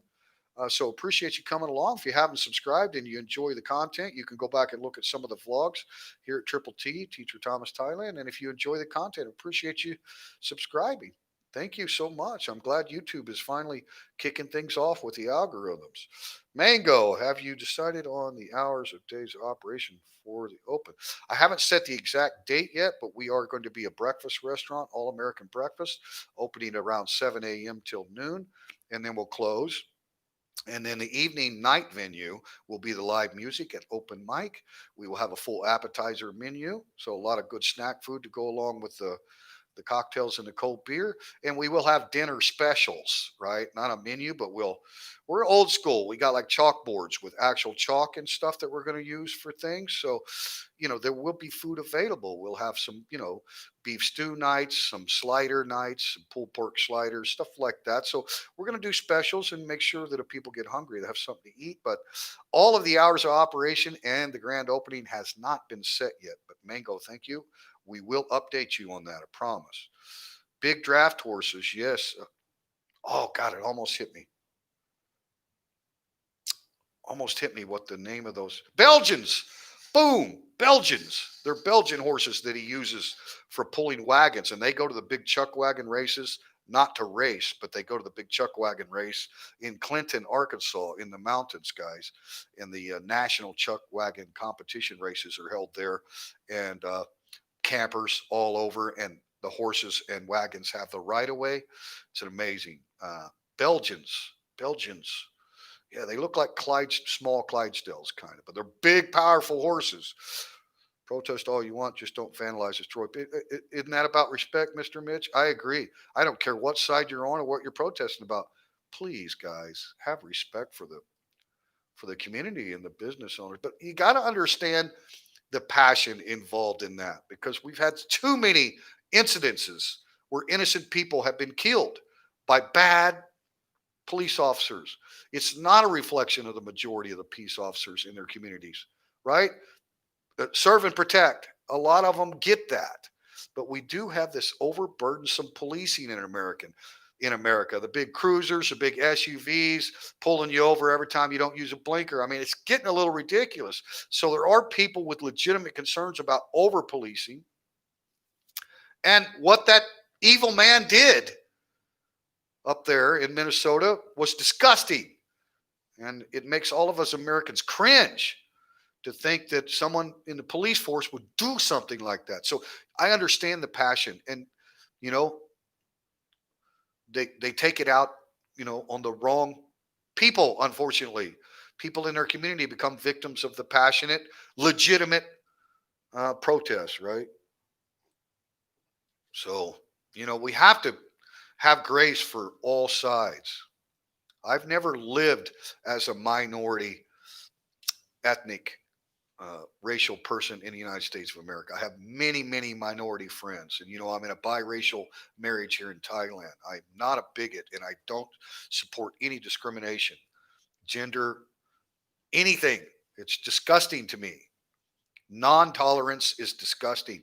But you're so right. You don't need to destroy. You don't need to plunder. You don't need to be unlawful. But in the beginning, you can kind of see the rage and you understand the rage. Doesn't mean that we agree that what they did was right, but we have to be sympathetic to the causes behind the pent up rage. And I think America has evolved greatly. I don't think that bigotry and racism is predominant in the police force or among the majority of any Americans. But unfortunately, we do have bad apples and people get pissed. Police need to show respect to the civilians when they approach them. Now, if it's somebody committing a crime, put them down and restrain them and do what you got to do. It's a dangerous job. I wouldn't want to be a police officer, but my God, man, that badge does not give you the authority to hurt people unnecessarily or detain them unnecessarily. We have constitutional rights that cannot be violated just because you wear a badge. And I respect law enforcement, but at the same time, humanity and respect goes a long ways, whatever profession you're in. I just Belgian drafts, yes, beautiful. And then the gated horses, they never run. You never gallop or anything on a gated horse. Like foxtrotters. Basically, is what he raises. Palomino foxtrotters. So that's what they saddle up and ride. They're smooth and will take you. If you're riding on a quarter horse on a trail ride with a bunch of foxtrotters, you're going to have to gallop to stay up with those gated horses. And so you're going to be getting a rough ride. Quarter horses are great for the arena and for barrel racing and sport horse, right? It's like the sportster of the horses. But if you want a smooth ride and you want to keep up on the long trail rides, you got to have a gated horse. He raises Palomino foxtrotters, is what he does. And then the Belgians are the wagon pullers, living near Lancaster, PA, horses everywhere. Amish, yeah, the Amish. They are excellent trainers for horses. A lot of times, his new colts and stuff, he sends up into Missouri, in Southwest Missouri. There's a big Amish community up there, and he'll say that they break all of them. And when they come back, they've been exposed to everything, to traffic, to everything. Like that horse is broke. So the Amish are excellent, excellent. Yeah, we just call them cart horses in the UK. Pull barges, brewery. Okay, thank you, Stephen Perrin, for that. Uh, there's a lot of different terminology in the original English. Thank you for the language, by the way, that we stole from you guys and the American system. So you got the difference between Oxford and Cambridge and Webster. Old man Webster created the American dictionary and took out all the U's and you know how it is. But we also have like very different terms. I mean, you guys call a semi truck, semi tractor trailer. We call in America a semi. You guys call them lorries. We don't even know what the hell a lorry is when you mention it. So there's a lot of that stuff. And cart horses. Okay. Well, in America, there's you just you there's different breeds of cart horses, right? So Clydesdales are the most famous, of course, with all the Budweiser commercials. But yeah, and then the gated horses, foxtrotters, and lots of different breeds of gated horses that are never meant to run. You don't run a gated horse. You ruin it. You don't run them. You don't gallop them. They're trained to walk fast and smooth. They're called gated. Love to see that area of the country. Yeah. My ex mother, oh my God, Chet. Because my ex mother in law doesn't like me. She said to me, I'll dance on your grave. I said, that's great. I'm being buried at sea. Good one, Alexandra. You got to go on the road with your act. Yeah, exactly. He's good. Don Hart, hilarious. Yeah, he's great, man. Yeah, it's beautiful here. Love. Yeah. Last year, a hospital report in Patia stated I had type A blood, but it was a typo. Good. My blood is B positive. So my blood type goes along with my goal for the channel. Be positive. Hot like Thailand, though, at the moment. Yeah, I bet it is hot. Yeah. Summertime in the United States of America. High 80s here today.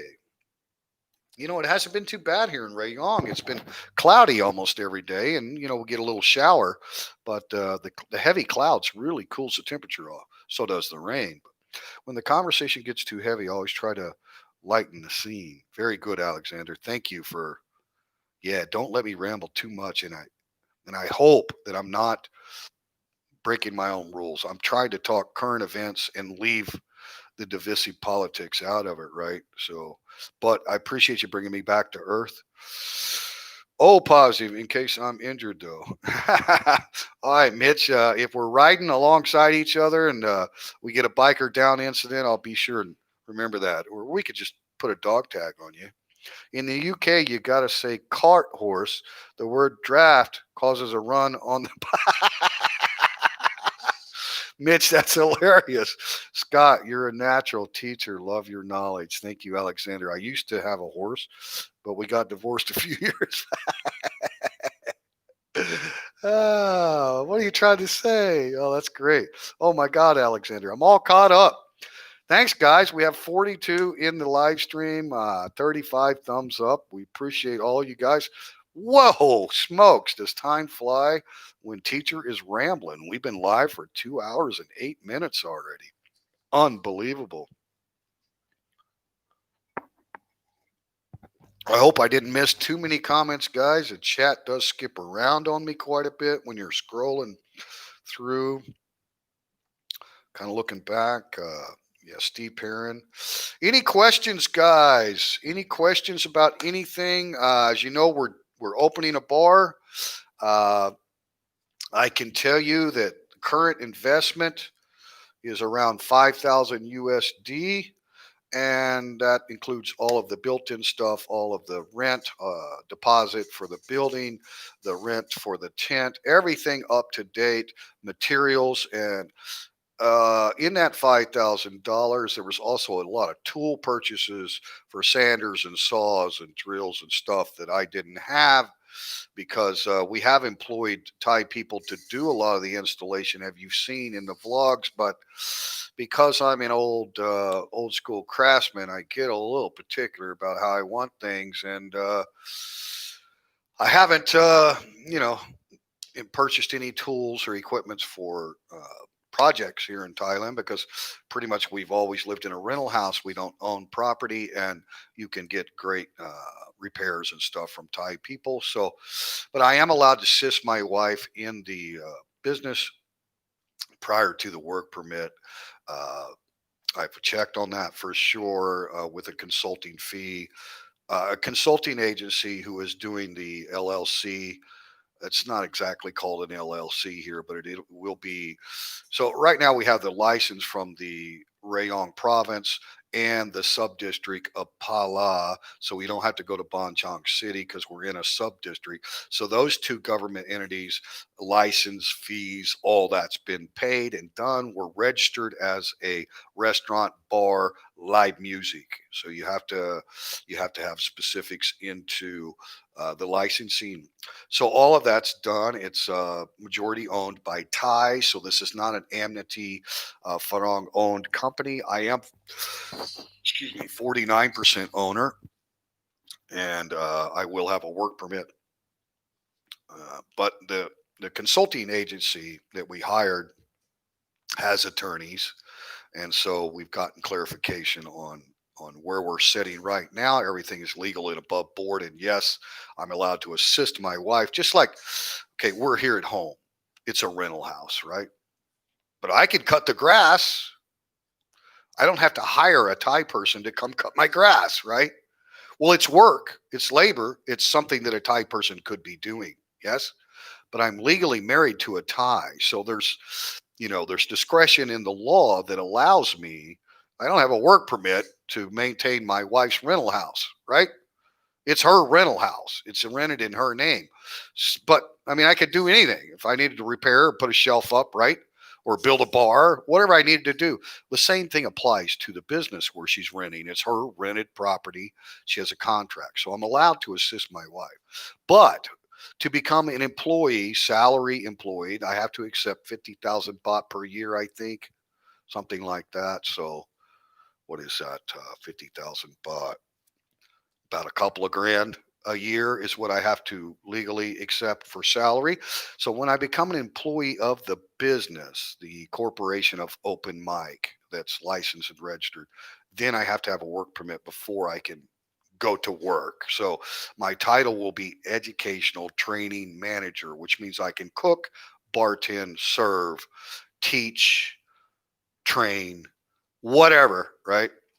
Because I'm always training. It's not like I'm back there doing something alone. There's Thai employees.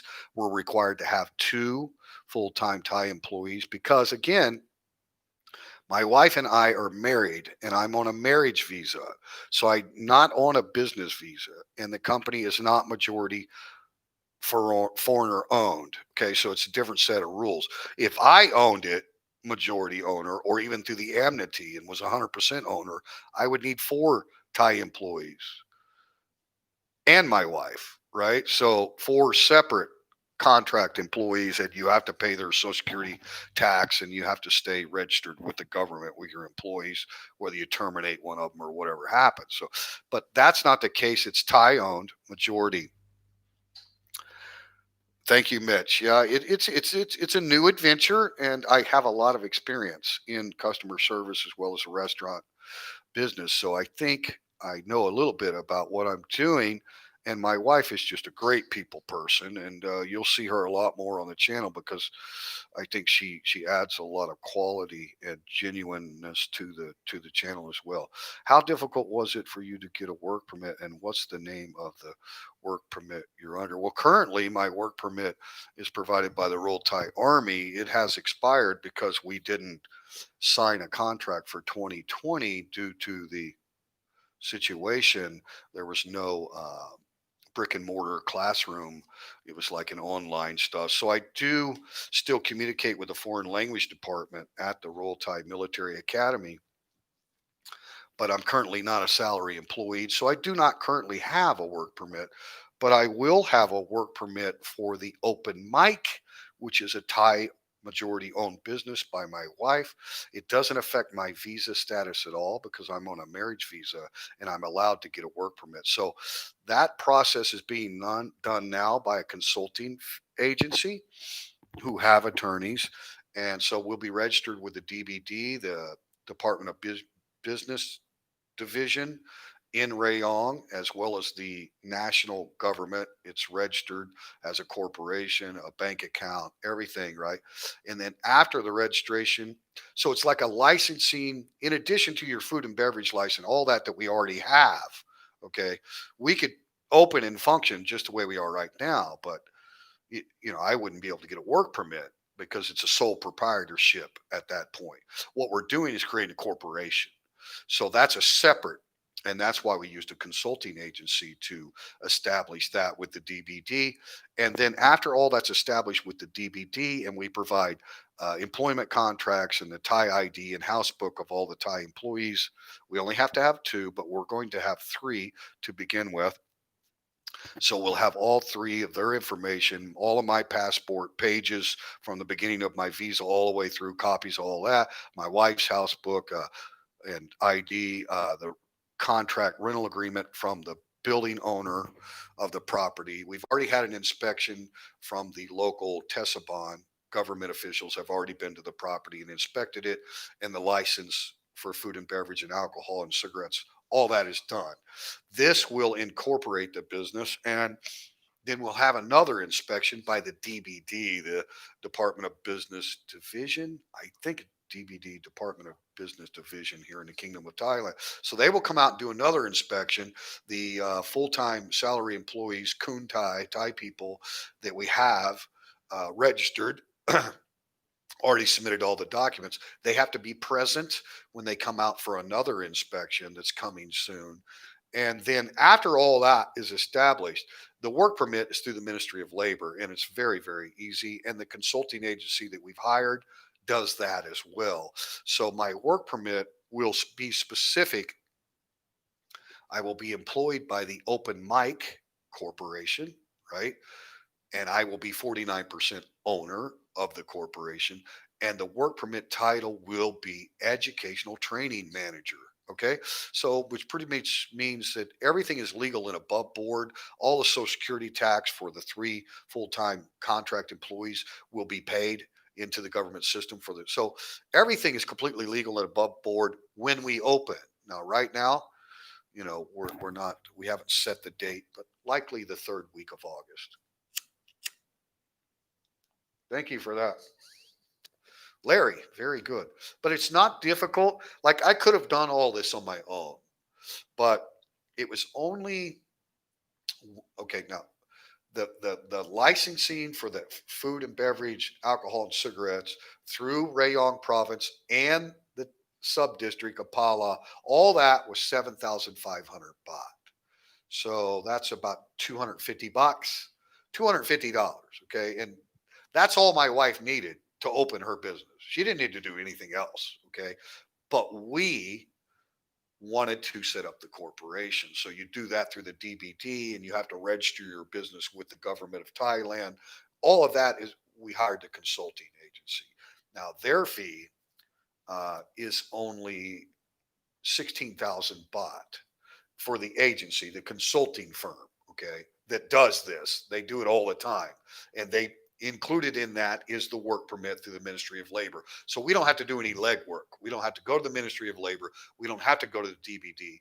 They basically have durable power of attorney to take care of the consulting, uh, setting up, registering the corporation. So 16,000 baht was the fee for the consulting firm. And the other fees involved with the Ministry of Labor, I'll have a 2 year work permit. So that's 6,000 baht for a 2 year work permit. Previously, I've always just had 1 year work permits with schools, and they're 3,000 baht for 1 year. And the school has always pretty much done 99% of the work. But I've always had to go to the Ministry of Labor, to finalize the work permit. This time I won't even have to go because we have the consulting firm, and I think it's a very good price to just get that done. The whole process will take about 3 weeks, maybe even a month for the work permit. So, like I said, we're no hurry to open. We will be fully prepared when we do open, and everything will be legal and above board. So I hope that clarifies. Scott, we will be able, will it be all live music? Mostly live music, but we do have a great karaoke system. So, and we can play YouTube, and, I have a premium account. So we can play whatever music we want. We have over 200,000 songs on the computer through the karaoke machine and a 32-inch monitor by the stage for people, customers that want to come up and get their 10 minutes of fame, right? So we will blend in the karaoke. And when we have karaoke, we can put some live guitars with the soundtrack. Uh, but we have an 8 channel uh, mixer, so we can plug in a lot of musicians that show up too. So it's going to be variable, Alexander, is what's going to be. It's going to be variable, open mic, and in Thai language, you say, my loy, my loy. And it just means the mic is open. So mainly we want to welcome musicians, for sure, but we will have sections of just karaoke, and we'll have a board again, chalkboard, old school. You write your name and what song you'd like to sing, and we'll make sure we get you on stage. So it definitely will be open mic, and occasionally we may actually hire a band, a full band, but as for now, I have Kun Piwat, who's an outstanding lead guitarist. I play rhythm. We have several friends right here in the area, Farong and Thai, that are musicians. So, hobby players and get together and and assist with karaoke. So thanks for the question. Don't forget to get some Guinness in. I'm going to. Okay, well, we're not going to have draft beer to start with, Alexander. It's all going to be bottled stuff. So I'll do what I can for you, but starting out, it's going to be simple. The beer will be on ice, so it will be cold. But I'm not going to guarantee you that we're going to have any drafts right off the bat. Did you have a hard time getting used to the heat and humidity, or did you come from somewhere in the U.S. with similar weather? Uh, Jim Hogan, thank you for the question. It was a little bit of an adjustment with the humidity level. I remember when I first got off the plane in Bangkok, I had never felt it was at night, like 10 o'clock at night. And when I walked out of the airport and got out of the air conditioning and felt the heat, the humidity level at the same time, it was so oppressive. It was like anything, unlike anything I'd ever felt. And I've been down to South America and the Caribbean and stuff. So, uh, it does take a little getting used to, but if you have chronic pain issues or neuropathy, it's actually much better because it's summer all year long. It doesn't get cold. We do have a dry, cool season uh, from about November to March, but never cold, never below 60 degrees Fahrenheit, right? So I actually prefer the hot. Thanks for that, Jim. Jim Hogan. Hi, Jim. Yeah, you do. You get acclimated very, very quickly. Yes. Got dinner. Okay. Robert Max, OTTD, the entire ball of wax consulting firm, bar, renovation, etc., is at a cost of 5 to 6 collection. Well, 5K is where we're at right now.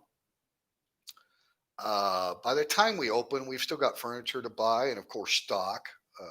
The alcohol purchase, the first delivery is going to be a pretty big order, obviously.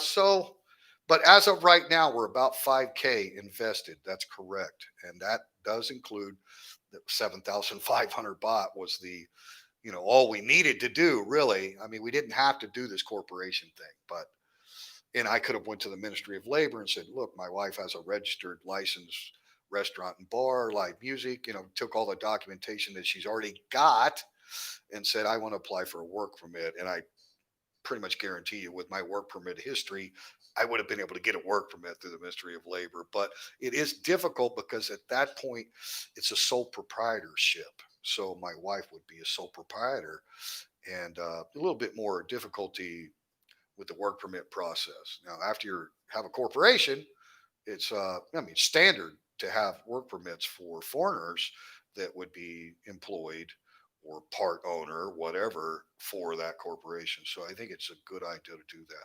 But yeah, Larry, you're pretty much on the ball, I'd say. So 28,000 baht, 16 to the consulting fee, consulting firm. 12,000 baht includes a 2-year work permit and licensing registration DBD of the corporation. Okay.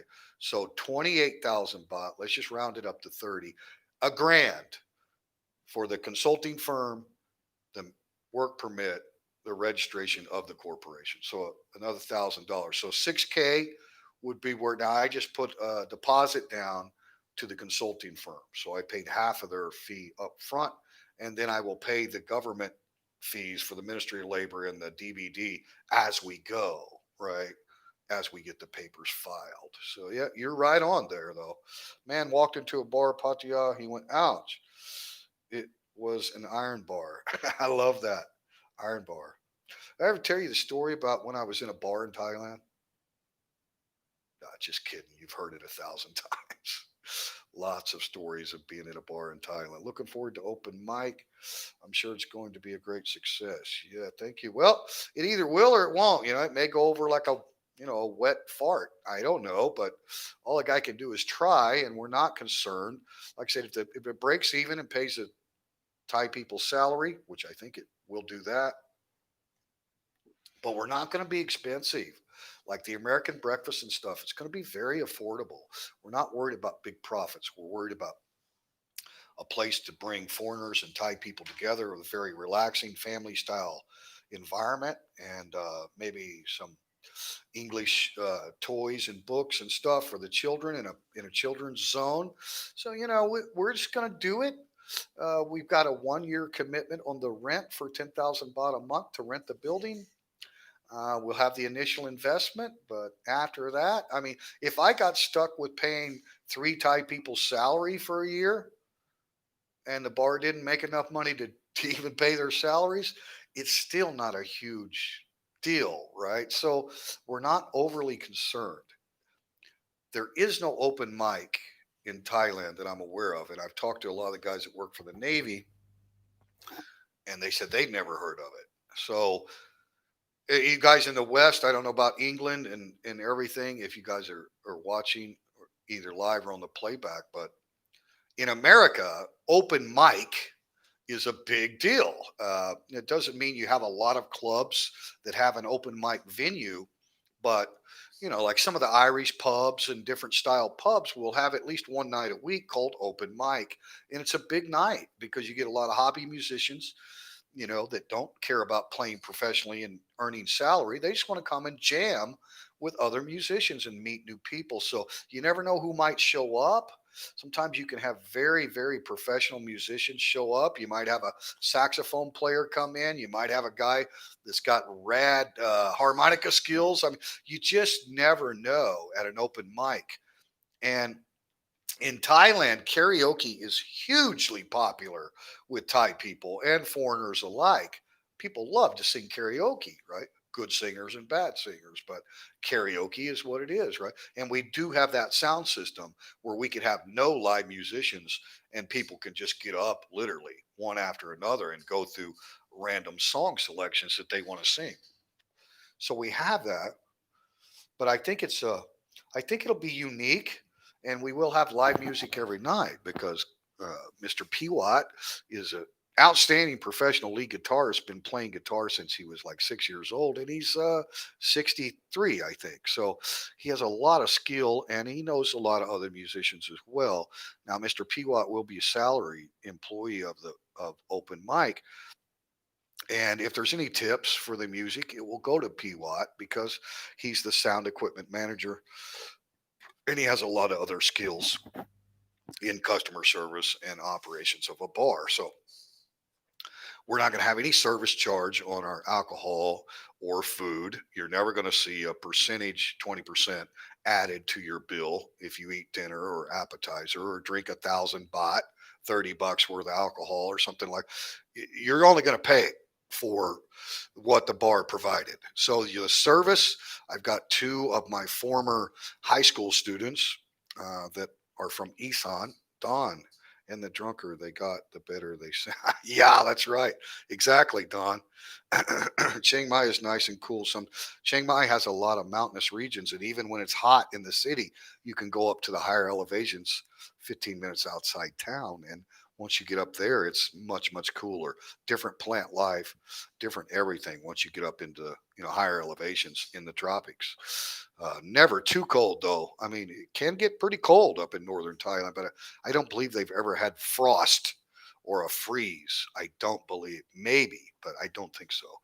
But anyway, so having said that karaoke is very popular and there's a lot of karaoke stuff around, there's a lot of live music in Thailand. There's dance clubs here in Banchang for the younger crowd, the hipster and alternative, rap, all that stuff, modern age, very popular live music venues. But you have one band who plays for the night, and there's nothing wrong with that. Like a lot of the bars, beach bars and stuff, hire a musician. You may have one guy with an acoustic guitar, and take song requests. And Western music is very, very popular and well known here in Thailand. So we will have a blend of some Thai music, and Thai people like to sing their own native songs, right? So we will have karaoke in Thai as well. But I think the genre for most of the music. I love all genres of music, but it will be like the top 40 stuff over the years, classics and modern stuff too. So we do have a big download software of all the karaoke built in for people that want to have their 10 minutes of fame. So it's a blend. We may have some special nights where we do hire a band. There's some bands around here that are punk rock and different genres that aren't my first selection, but we may have crowds, if we have ladies' night, Thursday night, or, happy hours or special things going on around holidays and different things. We may just hire a full blown band, and we've got the equipment for them. We've got excellent microphones. We've got an excellent sound system. So, and they can bring amps and different things and add to it. So we're not in a residential area; we're in a business area, so we can be loud, and we have a dance floor, and we're going to play some slow tunes and Willie Nelson and all that kind of stuff too. So couples can get up and cuddle and slow dance. So I think it might work, but if it doesn't, we're not concerned. Okay, it was a great fun project. I had a nice man cave with a pool table and a dartboard and all of these great people that I met. And if a business doesn't work, it doesn't work. There's no guarantees in life, but the number one thing is customer service. We will not have people waiting for drinks. We will never have someone looking for a server. Hey, I'm ready to leave. Where's my bill? That's not going to happen. Okay, because my two ex high school students have been working now for almost 4 years since they graduated high school. They're very good in English, and they've been working in Bangkok and Phuket in high end restaurants and hotel chains with very strict Korean bosses and different people that have been their bosses. And they know what customer service is. So they're not going to be sitting down playing on their phone. The American breakfast will be yours truly as the chef. And I've got a lot of experience as a short order cook, and it'll be out fast. Your meals will come at the same time. Customer service is what's going to be all about. So you take care of the customer. You don't really have to worry about the advertisement and all the stuff. Like, if you do the customer service right, the business will come, and the money will come, and everything, the reputation will come, and people get to talking about the environment that's controlled. I mean, we're going to let people get drunk. That's part of being a bar, right?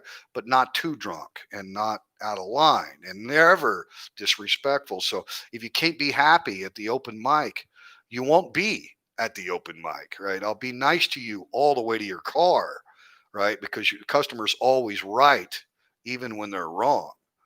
And we're not a girly bar. The young girls that are coming to be servers, you will not be touching them.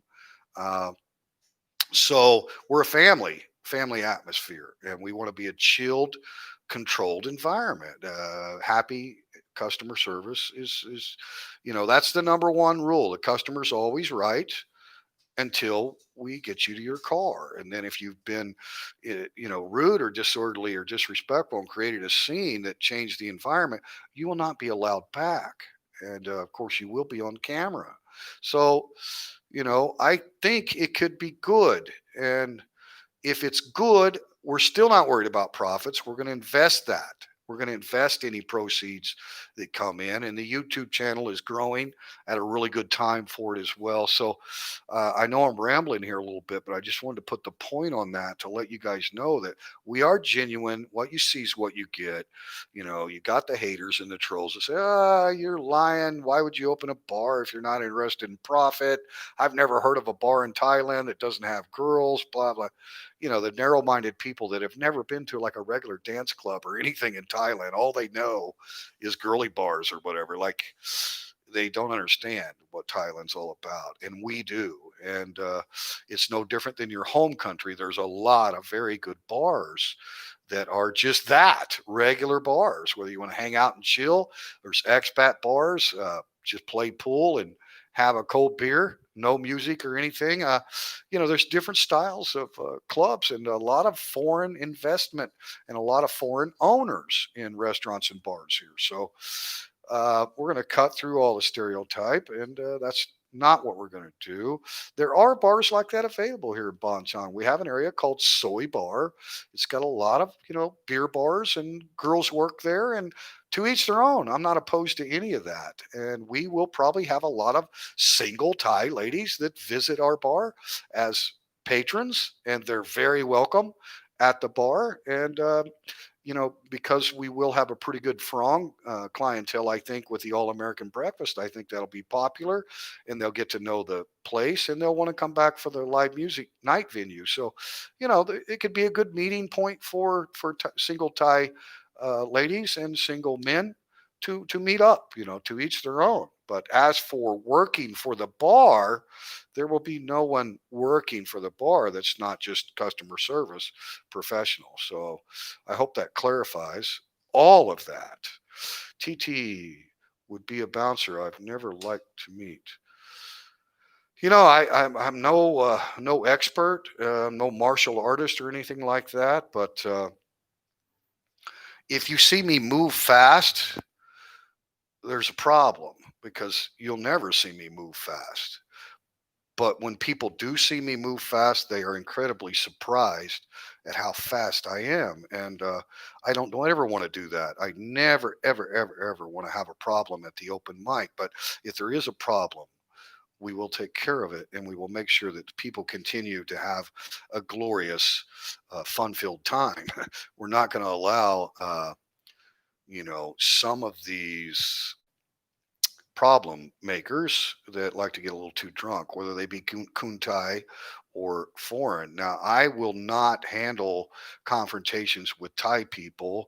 I have Piwat for that. He's Thai and he's had a lot of experience. So if we have a Thai person, I don't expect it to happen. But if we have a Thai person that's confrontational, which is very, very rare, Thai people are non confrontational people. But if that happens, Mr. Piwat will go speak to them and, that'll be handled that. But any foreigner that thinks that they're going to come to my bar and touch my high school, my former high school students and my servers or my wife, or yeah, we're not that kind of place. And so as long as they show respect, I expect them to get drunk and have fun and be loud and whatever. As long as they're respectful to the staff and the other customers, we're all about you, man. We're here for you. Customer service is what we're all about. But if you think that some of these guys that have it in their head that every Thailand bar is a girl bar, if you think that's going to happen, it's not going to happen. Now, if you have a girl with you or if there's a single lady there and you guys get together, that's wonderful, but not associated with the bar. Thank you so much, everyone, for an enjoyable stream. Take care of each other. We will see the other side of this. Thank you. Great job, my friend. Thank you, Mr. Mitch. I'm going to close it out pretty quick. Last time I did karaoke in Thailand, I was told I should be on the next stage, the next stage out of town. They call that scarioke, right? Alexander, scarioke. Sounds like it will score. I think, Larry, I think. And the drunker they get, the better they sound. Absolutely. So I appreciate all you guys. Carl K, thank you for coming along. Uh, I don't ever want to have to, physically handle someone, but if it's necessary, if I'm protecting a Thai lady, my wife, or my workers, you can bet your ass they'll have a bobcat on them. So open mic is going to be a blast, an enjoyable place to be. Wishing you much success. Thank you. Thailand vloggers, good morning, sir. Great stream, Triple T. I just popped in to ask people to check out a post at the top of my page that lists vloggers trying to get 1,000 subs. Please check them out and subscribe to any that you like.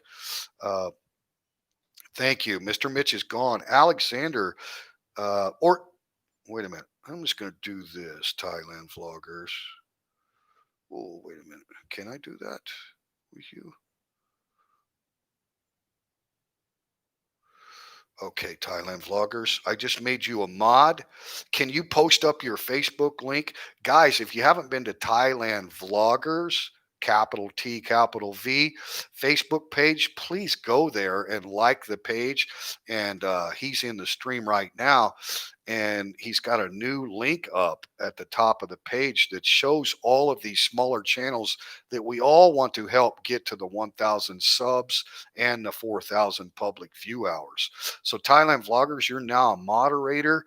Mr. Mitch had to go, and Alexander is a brand new moderator to the channel. He may not be familiar with your Facebook page. So you could post that up yourself now, Thailand Vloggers, as a moderator. You could post that link if you could. You're still in the house. I know I've been rambling. Uh, there it is. Thank you very much. Guys, click on that Facebook page, like the content, comment on any of the individual vloggers that he's posting up. He's done me a huge favor and gave me good exposure on the vlogger page. He just post up so many different Thailand vloggers, as the title suggests, and he really, really likes to help the smaller channels here on the YouTube platform get to where they need to be. And 1,000 subs is very critical. I've already talked earlier about my favorite Englishman over here in Pagna. The channel is called Bad Badger, retired in Thailand.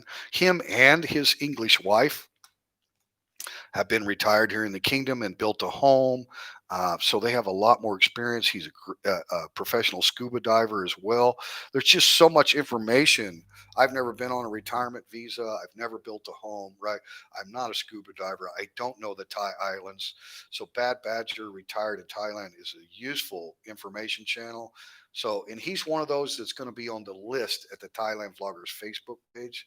So I encourage you to click on that link and like the list of those channels so that we can get, when you like the page and the content at Thailand Vloggers Facebook page, it allows more exposure, okay, and it boosts that Facebook page. So everyone knows the social media platforms are very similar.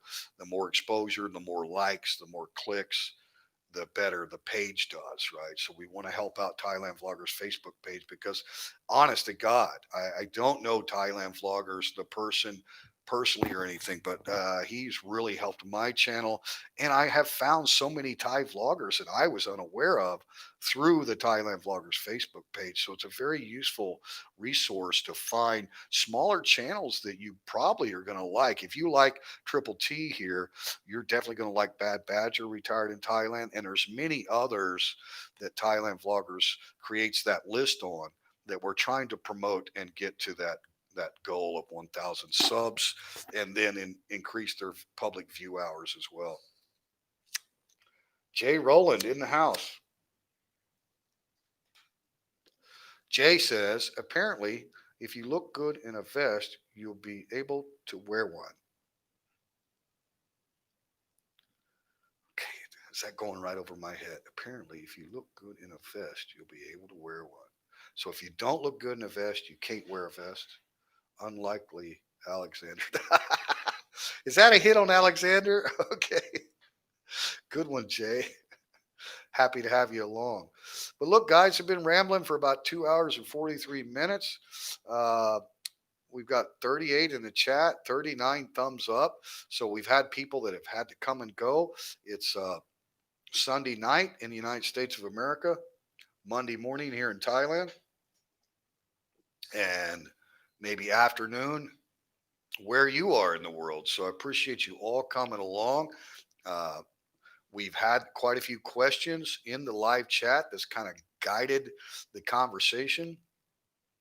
Appreciate you all coming along. I appreciate you supporting any and all small YouTube vloggers that are trying to get to that plateau of 1,000 subs and 4,000 public view hours. Really, really appreciate you guys. You can go to one source and find Thailand vloggers, right? It's not going to help you find vloggers out of South America or Belize in Central America, right? But if you're interested in Thailand and you want to know the various different vlogging channels and the different perspectives and different experience, different knowledge that they can provide to you, the one source, Thailand Vloggers Facebook page. And critically, he has a list of all the smaller channels that really, really need the additional subs. So we appreciate you going there and actually click on links of those smaller channels, go to their YouTube homepage, subscribe. Why not? It's free, right? And then you'll find the ones that you like. And when you know it's a smaller channel, it's critical to click the thumbs up, share their YouTube link. If it's a video like a Bad Badger has a Thai food cooking clip, 10-minute video clip with really good instructions of a unique Thai food dish, and you're like, wow, my friends are going to want to know how to make this Thai food. Share that link to your Facebook or your other social media, Instagram, Twitter, right? You can share these YouTube links. And then that way, more people that aren't finding the small channel through the YouTube platform, because the algorithms don't really kick in to help the small channels, can see them on Facebook or Twitter or Instagram, right? When you just share the YouTube link. So we really appreciate everyone supporting the smaller channels. And there's a lot that you're going to like. If there's some you don't like, then, you don't have to subscribe, and you definitely don't have to promote them. But there's a lot that I do like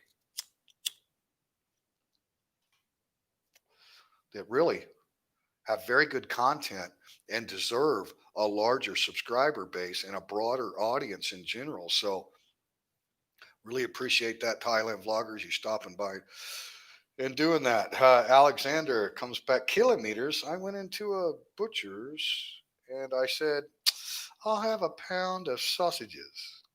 The butcher, he said, I'm very sorry, sir. We only serve kilos in here. I said, okay, then I'll have a pound of kilos source.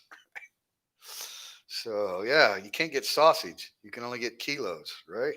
Good one, good one. Jay Rowland, sorry you won't be able to make it. Tom Bernard. Pala, lovely family area, very little trouble. It's a world away. Yeah, you're exactly right. It's completely different than Pattaya. Very, very unlikely that we would ever have an issue at the open mic in Pala with, because it's just such a laid back, chill beach town. Even on Soy Bar, which has about 30 or 40 Farong style bars, girly bars, and different live music venues, sports bars. There's a bit of everything on Soy Bar. You just never have any problems. People are so laid back and chill. Even the police, the rural Thai police in Bonchong City, very low police presence, because it's just not needed. People don't come here and get aggressive. It's a place to come chill. People from all over the world, different nationalities, come together and learn from each other, have great meeting points, and converse with a lot of Kun Thai people. So thank you for that, Tom. Tom Barnard. Thank you for that. We love Bonchong, and specifically the Pala subdistrict, which is all connected to the Pala Beach. Sleazehole. Pattaya is very, very unique in Thailand. A lot of people get the impression when they see Pattaya through the Hollywood movies or through YouTube bloggers, entertainment bloggers, whatever, that's Thailand, right? Pattaya with, 50 bars on one little road, every road. I can't imagine opening a bar in Pattaya. I could have never imagined investing any money to do that, because you've got so much competition and you're just another bar there. I mean, what's the big deal, right?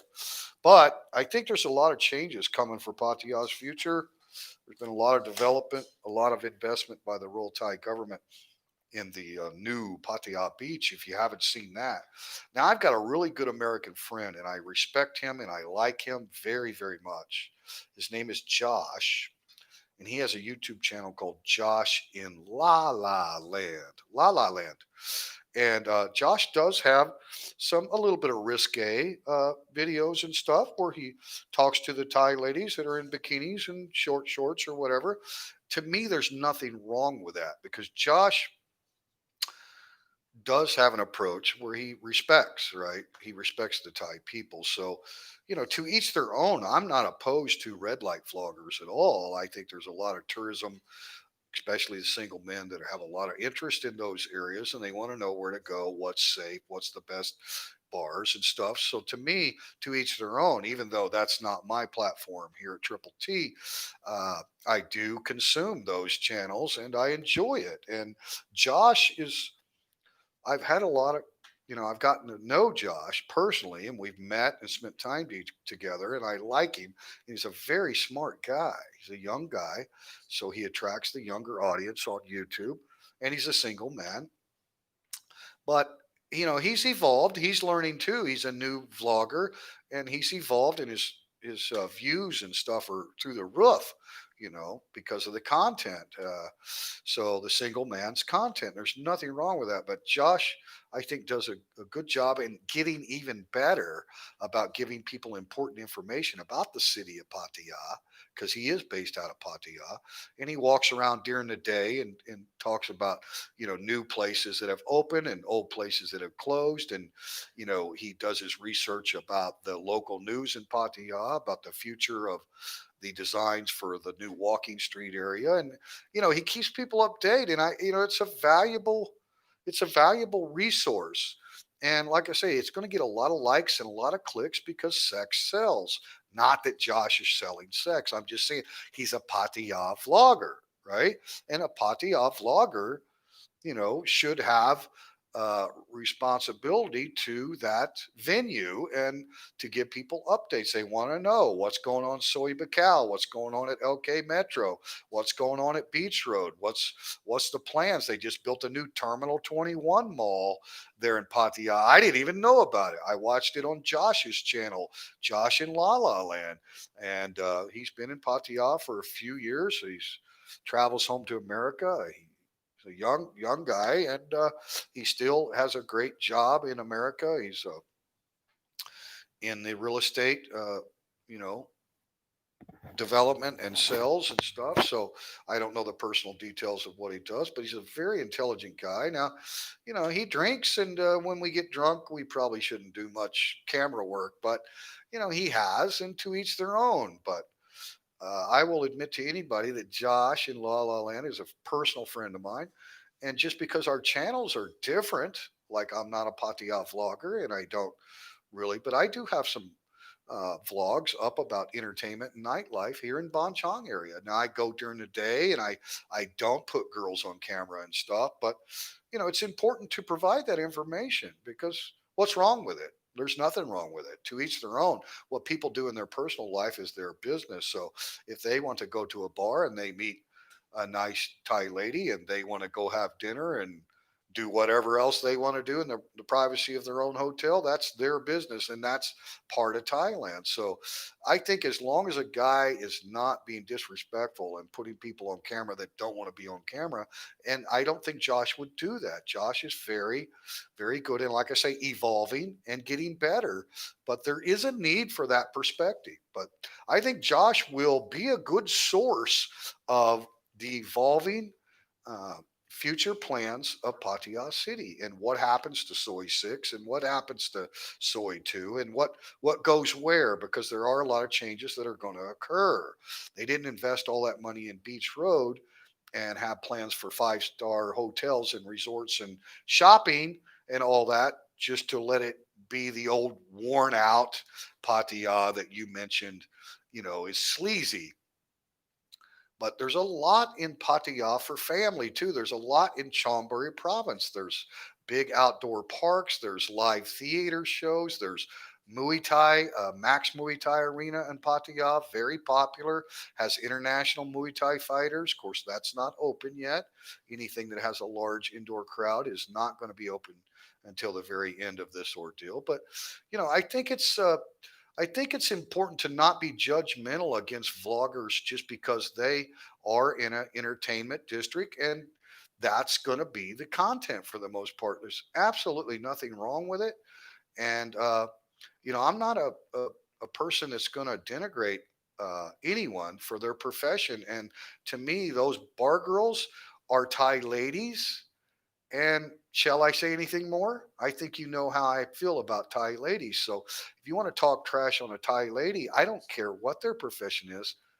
Please don't do that here on this channel. And, the guys that are out there showing the nightlife and putting people on camera that don't want to be on camera and get, live stream rude. And, you know, you're never going to hear about those guys on this channel. But a guy like Josh, I got respect for what Josh is doing, and he's going to have a big channel. I think it's already growing fast, and he's got good thumbnails, and he's got Thai girls in bikinis and whatever. That's he's not showing nudity. He's not going to do something stupid. I don't believe he'll ever do that. and he doesn't really do live streams out there. He does vlogs. So if something happens that he doesn't feel appropriate, he can edit that out, right? But he's really doing a lot of walk and chat and getting on the bot buses and showing people the current situation in Pattaya. And then he does research about real news on what's going to happen in the future of Pattaya, what buildings are coming down, what buildings are going up. So I really have a lot of respect for the people that vlog from the entertainment areas because it is a part of Thailand. It's a very small part of Thailand, but and I don't want people to think that that's real Thailand. You know, it's like a fantasy world when you go to the entertainment district, but there's nothing wrong with it. But obviously, my perspective and my experience is very different than that. And so that's what's great about Thailand Vloggers Facebook page. You can see these different channels that you may or may not want to watch. We all have the choice to consume whatever vlog or YouTube information we want. I'm a big fan of Joe Rogan. I like to watch Joe Rogan. And other platforms that I enjoy. But the creator controls the content and the rules of the channel, and I would look for Josh in La La Land if you're interested in Pattaya and the changes that might be happening. I think he's going to do a good job. So it's not all going to be just saying hello to the girl in a bikini with you know, a nice rack. That's not what it's going to be all about. There's going to be part of that because let's face it, there's a lot of single guys that want to see the beautiful Thai girls, and that's okay. Uh, so that's my spew on that. There's other entertainment vloggers that I don't like and I don't watch, and I will not talk about them here. They're not going to be mentioned in a negative way or a positive way because they're not going to be mentioned. But Josh in La La Land is a guy out of Pattaya that I follow and that I watch. And I comment on his vlogs. And I think he's up in Chiang Mai right now. He lived in Chiang Mai for a couple years, so he knows the areas up there as well. So, you know, just because I wouldn't do what Josh does as far as content sometimes doesn't mean that I disagree with it. It's just the creator chooses what they want to do. So, Scott, will I need to wear my silk shirt and linen pants? Probably. You probably will. Josh is in Chiang Mai now, so things are a little less spicy than his Pattaya video. Yeah, and Thailand vloggers, I think some of his Pattaya videos, the walking day stuff, is getting really good and informative. Josh is a smart guy. He really is. Thai consulate lost their authority to issue visas here in Canada. Oh, shit. Have to use the Thai embassy now. Wow, that sucks. So I've been telling people to go to an embassy or a consulate. Thanks, Gary. Appreciate that. I didn't know that. Yes, Center, you'll even be able to wear a tie if you wish, right? Hey, no rules, man. No rules. This is Thailand. Married to a Thai, Gary Holiday. Thank you. There are no visas being issued anywhere at the moment unless you're a medical tourist or a business diplomat. That's right. You have an active work permit, or even if your work permit expired and you couldn't get back into the kingdom to go to the Ministry of Labor and get your new work permit, if you have authorization from your employer, right, that when you arrive, they're going to go to the Ministry of Labor and get your work permit updated. That is definitely a good reason to be here. There was over 2,000 English teachers that were stranded outside of Thailand with work permits, and the schools are starting to reopen slowly. They're only going a couple days a week, and they have different phases. Thailand's been very smart how they've handled this. Had mine returned to me on Friday, sent tomorrow to the embassy. All right, Gary, keep us updated on that. That's very useful information. Very, very useful information because a lot of people are going to want to know about entry into the kingdom. Good luck. Good morning, stuck in Florida. Thank you for coming by. Appreciate it. I've been rambling for 3 hours. We covered a lot of topics based on the chat questions and stuff. So appreciate you stuck in Florida. Appreciate all of your wonderful comments on the vlogs and your support of the channel. US next USN Expat. Just saw your video of Foreigner Joe. So had to check you out. Well, thank you for coming in, sir. Florida Joe is an amazing guy.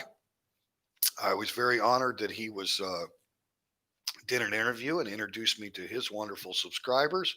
His channel is continually growing. Him and Ty Girl Griff both have very good content and very good, genuine perspective of expat life here in Thailand. Joe carries himself with a lot of respect for Thai people and their culture and their government and all of that. So him and I really hit it off. Outside of the vlogger world, the YouTube world is separate, right, from true friendships. And Joe and I really hit it off.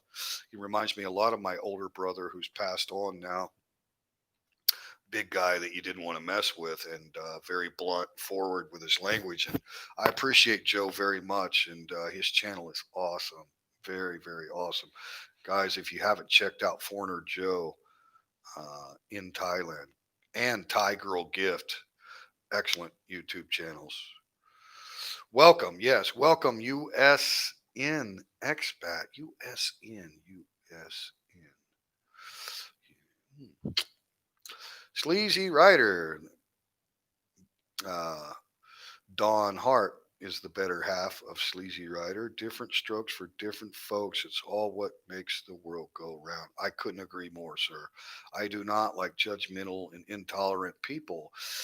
But like I say, even though you're not going to see me out femming bar girls, that's not going to happen here. Sorry, but it's just not what the channel's about. Doesn't mean that I don't consume that, and I appreciate the vloggers who go out and do that. As long as they're respectful to Thai people, lots of people want to know about entertainment, vacations, holidays, tourism in Thailand. So the YouTube vloggers that cover those areas is a valuable resource for people that haven't been here, need to know where to stay, where to go, is it safe, what to do, right?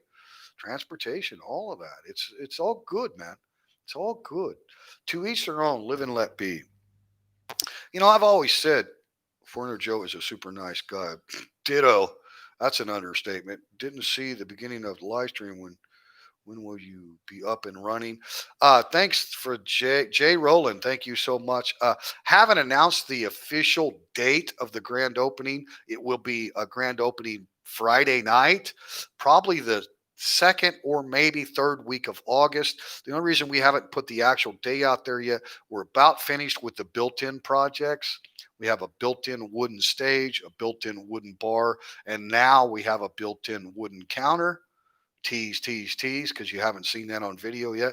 A long wooden counter along the pool table area. So we're down to buying tables and chairs, furniture, and decorate, right? And I think you'll like the decoration. It's going to be like rustic, kind of old school. We're not doing any, bright, fancy stuff, right?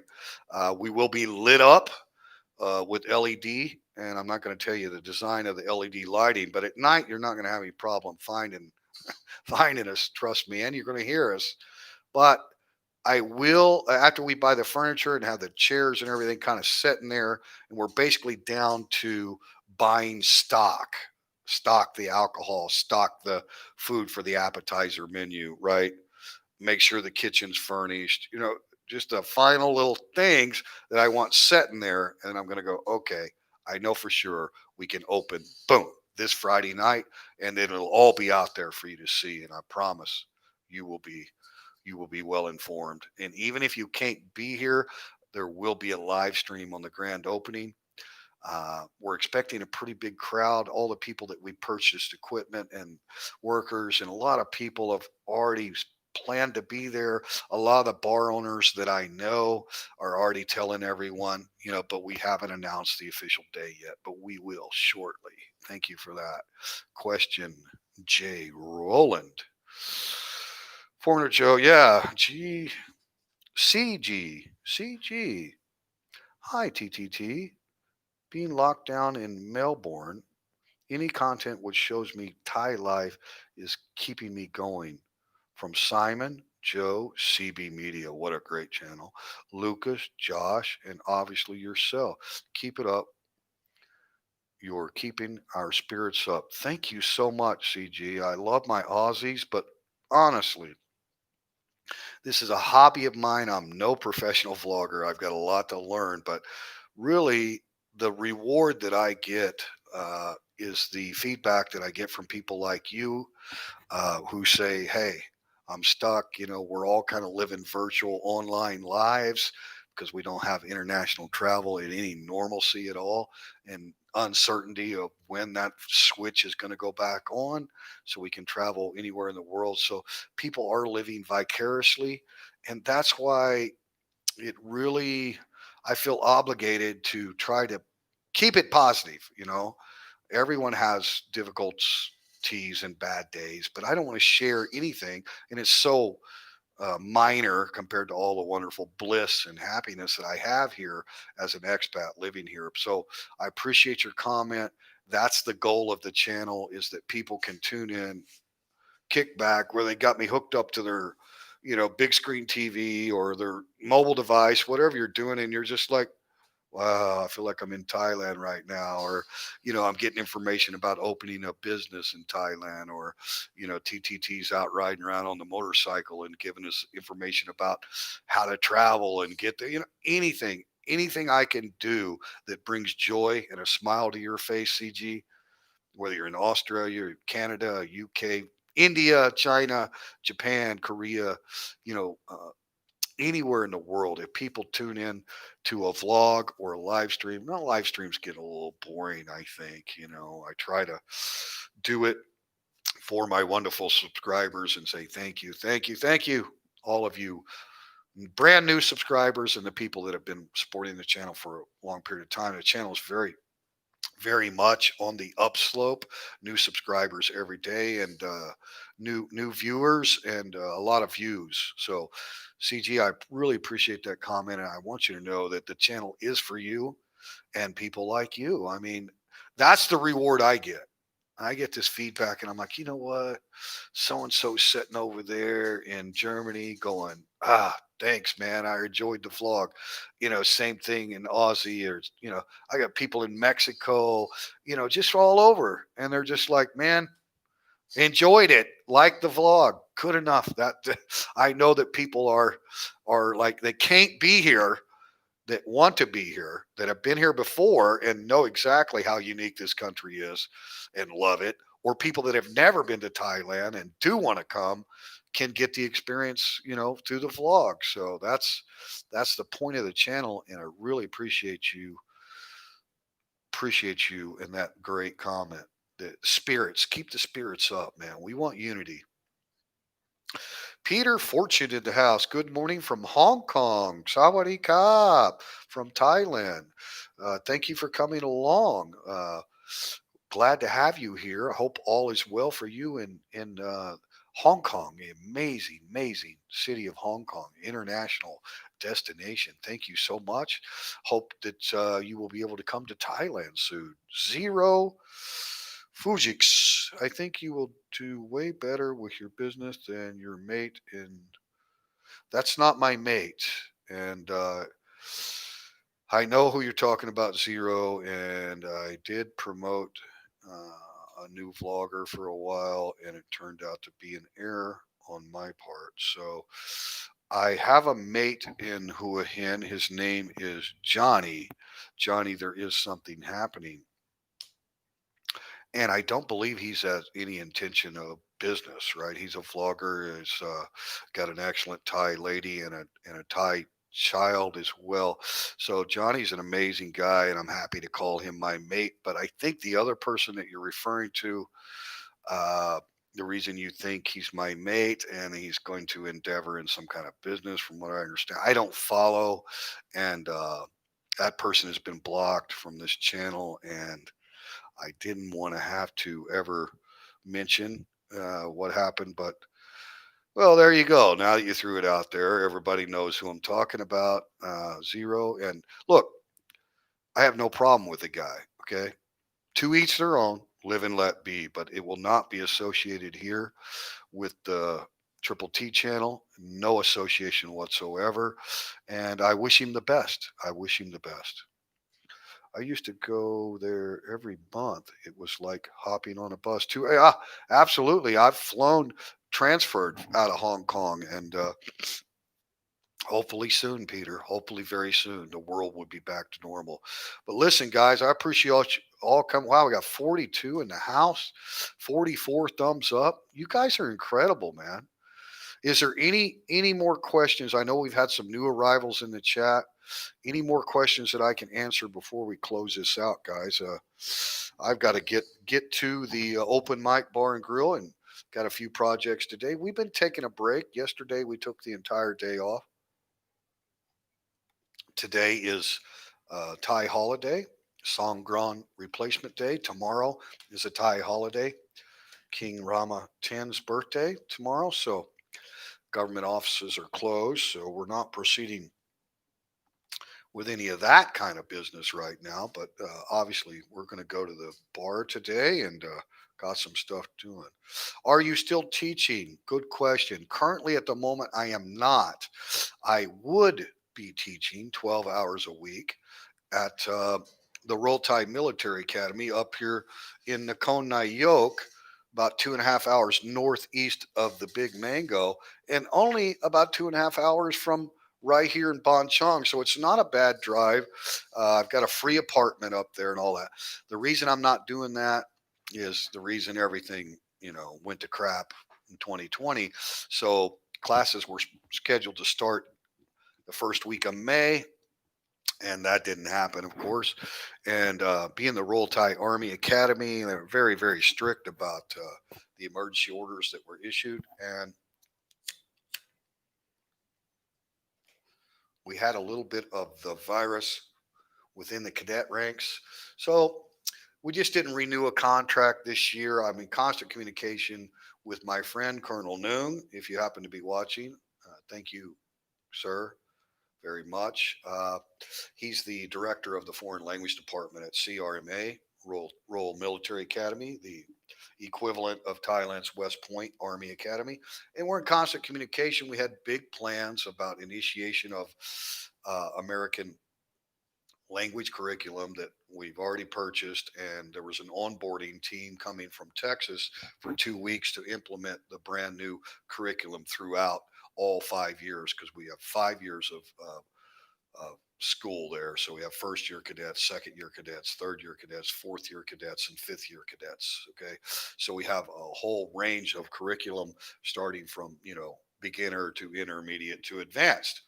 And all of that stuff got put on hold. So there was no sense in renewing the work permit and signing another contract. But 2021, I'm likely going to still work for them, but it'll probably just be the elective English course, the full 3 credit speaking and listening skills class. That was kind of my biggest gig, other than teaching the textbook stuff. So 2021, we haven't made a set plan yet, but I talk to Colonel Noon frequently. We are very good friends, and we stay in touch. So we'll see what happens. I don't know. But currently, I'm not teaching. I'm not doing anything online either. Pretty busy at the moment with opening the bar and grill. And I do have designs on teaching at the bar and grill. I have a big outdoor tent area that will seat a lot of people. I get a lot of requests from corporate business people to teach the employees business English, right? Corporation. So, I mean, I could be like, there's ample opportunity for any native English speaker who basically has experience as well to always be teaching here. But right now, I'm enjoying the break away from it. I had 4 full years here in Thailand teaching English, always part time. I've never worked as a full time teacher and never would, but I do enjoy it. And but my next work permit will probably be educational training manager for the open mic. So thank you for the question, USN Expat. What's the N for? Can you? It's puzzling me. US, I'm thinking United States. In Expat, United States, USN. Good night from Texas. Me and Sleazy Rider. Thank you, Don and Sleazy Rider. Appreciate you. Good night. You deserve a day off. Thank you, Tom. Gary Holiday in the house. Thanks for coming along. Best wishes for your new venture and family. Thank you so much. Will there be any particular theme to the bar? Yes, music. Music is the theme. All genres, but you'll see with the decorations. It's rustic. The bar that I built, I made to look like a 100-year-old bar. Same with the stage. So all of the wooden built-in stuff is made to look old, right? So it's rustic, but there will be a lot of music decoration. That will be the theme. I think I know the job from some various VFW posts. VFW, we have a huge VFW post here in Bonchong. I am not a member.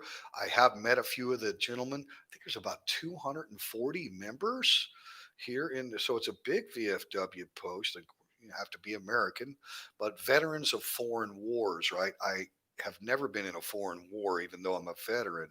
So they do have some pretty strict criteria for membership, which is understandable. You have to have accommodations, ribbons, or something that distinguished your time of service during a foreign war, veteran of foreign war, which I do not have. And so, I was a member of VFW back in Northeast Oklahoma, where my daughters all graduated from high school. They didn't have any strict criteria as long as you were a veteran, because they needed members, right? It's hard to get people active in community volunteer work. So I have been a member of VFW before, and participated in the parades and carried the colors and participated in the funeral services to honor vets that passed and all of that. So we'll see what happens with the VFW here in Von Chong. But it's a very active membership and a very good, high quality bunch of guys. And most of them do have Thai wives too. Have a great day, Scott. Look forward to checking in again soon. Ladi Sawat, Ladi Sawat, Kap Kun Kap. See you again, Alexander. Thanks for coming along. What is that? Nine Maxim. Request end of live stream. Sing for us one of your favorite songs. Ah, man, I don't have my Alvarez acoustic guitar here. The only thing I have is this cheap one you see in the background. It's out of tune, and I think the strings are old as crap. Do I even have an E string on there? Well, there is an E string. I could try to do something. I can't sing worth a crap without a guitar.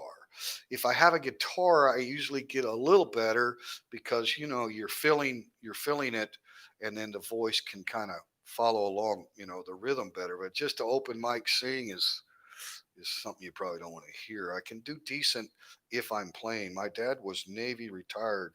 A lot of his old gear has U.S. United States Navy. Why didn't I think of that? Okay, sorry about that. Thanks for the clarification, York. U.S. Navy expat. Wow, thank you. Okay, cool. Jeez, teacher. Chok di krap. Good luck to you too, sir. Thank you. Thanks, Maxim. All right.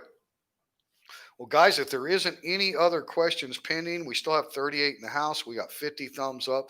People have come and gone. I appreciate all the subscribers, all the supporters, all the wonderful comments. If you haven't seen my newest vlog, it's my first moto vlog, and I have the GoPro Hero 8, and you have to have the sound adapter for the GoPro microphone, right? And then you have to have the plug-in from there if you want to plug into some kind of external mic. But I really like the new GoPro Hero 8. If you guys haven't checked that out, in the description box of the motor vlog, there is a link to Amazon to go check out the new GoPro Hero 8. I absolutely love it. You have to modify it. They actually make a kit for it, but I didn't buy the kit. The Hero 8 is bigger than the previous models. Where is the Hero 5? Right here, okay. Well, let me just take the mic and stuff off for now. Okay, that's kind of the rig you got to have to do to have an external microphone system. So I just use zip ties, and it worked good. But you can see I've just got it in the GoPro clip here. Let's just take it off of there real quick so you can get the actual size difference. I've got the Hero 5, but the Hero 7 is the same size as the 5. It had new features and stuff, but it wasn't really any big changes. So here's the Hero 5. Okay, and a very good camera. Very, very good camera.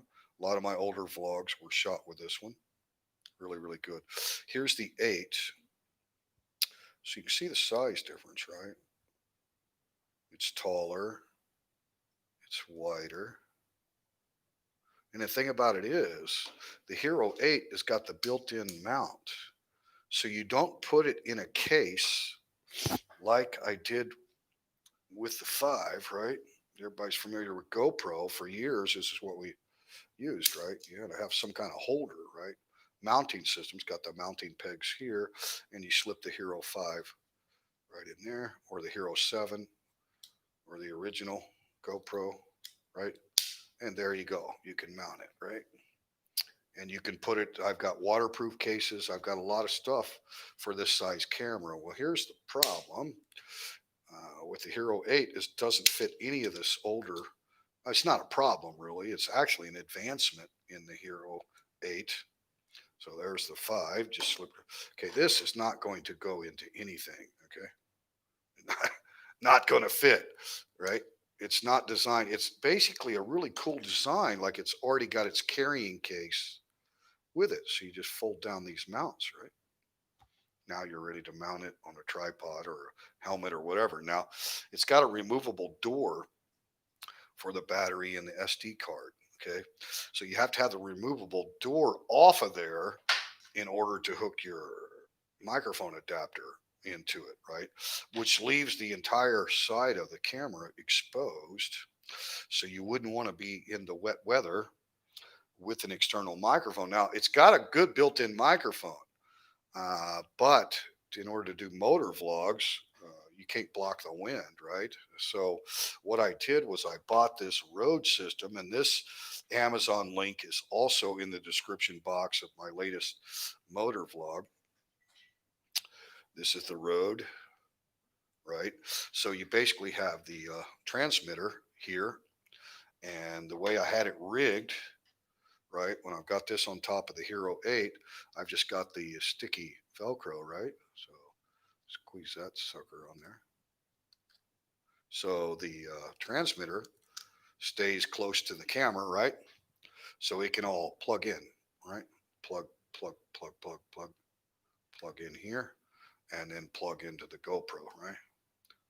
So you can kind of rig all that up to where it's all riding together, right? But they do make a housing like this old one, and this one won't fit in the old style, but they do make a housing setup for this, a rig basically. And I haven't purchased one of those yet, but you really don't have to have it as long as you get innovative and use some zip ties and stuff and put all this together, and then you can mount it. So that's how I made the recent vlog, and I've gotten a lot of good feedback on the Rode system. So here's the actual microphone, and it connects wireless right through the transmitter that's plugged into the microphone port. It's got a little windsock on there. Push that on there, right? It's got a little clip, right? So you can clip this thing, right, up here. And what I'm going to try to do is clip it inside the helmet as well. But it's pretty dang good microphone. And you can be 70 meters away from the transmitter, and this is all rigged up, right? So that this can be setting across a room, right? You got this, so you can talk to your camera from a long distance, and also if you just set the microphone itself in between two people, you can have very good interview, right? Interview with the camera set at a really good angle to see both people. So it's going to be good for interviews as well. But my main purpose, and I actually bought this from Foreigner Joe, and Joe had bought two of these Rode wireless systems, one for Thai Girl Gift, and Thai Girl Gift just likes her small mini cam, and it's got good audio, and she just didn't really need it. So Joe was gracious enough to go ahead and and let me purchase that. And it come with its own bag, and it's got all the cords, and it charges USB. Both the microphone and the transmitter charge USB. So really, really convenient. And from what the feedback I got on the motor vlog, until I got up to 120 kilometers, 130 kilometers per hour, and I was wearing it here, so it was under my helmet, right? But until I got up to high speed, the audio was pretty good. So I could take you on a ride and give you narration about what we see as we go live, right? So I don't have to do a voiceover or anything. So that was the reason I wanted it, and got it from Joe. And Joe gave me a great price on it. But they're expensive. I mean, I think it's around $350 for the Rode wireless system. Just these two pieces right here. Right? That's it. Just this right here. Just this, right? Just this.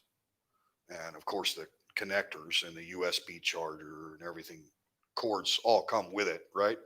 But I think it's going to work out good. In the past, I've made vlogs from the motorcycle, but not the big motorcycle and not at high speed, because I can just take the Galaxy S20 and I can put it in a gimbal, right? A really good balanced gimbal. And if I'm riding my wife's Honda Scoopy, or we have a Honda Wave, they're basically automatic. And so, you've got hand brakes, and the Honda Wave actually has a rear foot brake too. So I mean, you can drive them with one hand on the throttle, right, and still have brake, and so they're real easy. And I can go slow and give you some good 360. And if you've seen my vlogs out of Bangkok City, when I'm on the back of a motorcycle taxi and stuff, the phone in the gimbal works really well, but the audio is not good for wind, right? Now I can also use this Rode system with the smartphone. So you just take the same cord system here, right? Right. And plug it into your smartphone. So I think it's going to work out pretty good. So I just wanted to let you guys know that's what I'm using now. Most of my vlogs, actual uploaded, edited video vlogs, and I didn't have to edit that moto vlog very much at all, because I wanted to keep the real time of travel in there, so you get a good idea of how close and convenient the airport was here in Bonchong. But so, with the combination of the new wireless Rode mic system and this amazing Hero 8, this thing has got cinematic stabilization features in it that are far better than any other GoPro previously. And I'm still learning all the features and functions on this Hero 8. So, most of the vlogs that you're going to see now are going to be really good stabilization quality with good contrast, and I really like the quality. Now you can enhance the video in the editor, right? So you don't have to just take the raw GoPro footage. You can actually enhance it a little bit. So that's what I'm doing. There is ability to go live with a GoPro. I can use the hotspot on my phone as the server, but you have to buy that whole kit and everything that goes around it and all of that. And so haven't done any of that yet. The live stream moto vlog was with a gimbal mounted on the Vulcan, and watching the playback, I'm not happy with the quality and the shakiness and stuff. So the live streams, I need to stick with stationary. We can live stream from the mobile and walk and probably have good, and have this in a gimbal, because what I learned on my first mobile live stream from Pala Beach the other day, and I tried to take a little cruise and show some hotels and stuff, but I wasn't happy with the live stream playback quality. But uh, when you go live on YouTube from your smartphone, you can't change your phone camera settings, right? You allow YouTube to access your camera. So this has really good built-in stabilization. Like, you can literally walk around and make video vlogs. Very good.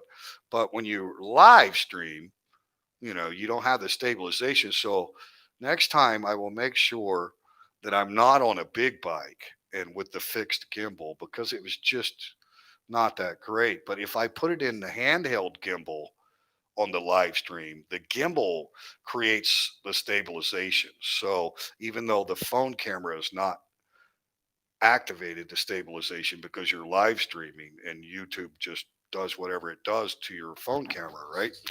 I can put it in that gimbal and ride the smaller bike.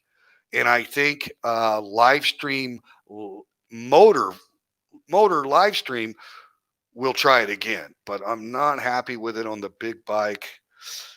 There's a lot of problems. I have a really, really, really good gimbal that I bought, heavy duty metal gimbal, with a lot of really cool features. But on a big bike with all the shakiness and vibration stuff. But the big bike ride, the motor vlogs, not a live stream. Uh, this I think worked out really well. So I appreciate all of your feedback about the new live stream motor stream and the new motor vlog. So obviously, when you do a vlog and you pre-record footage, and I put it up the same day. Like that motor vlog was Sunday morning here in Thailand, and by Sunday afternoon, it was viewable on Facebook. So I try, not a whole lot of editing involved, really. I don't get real fancy with my editing.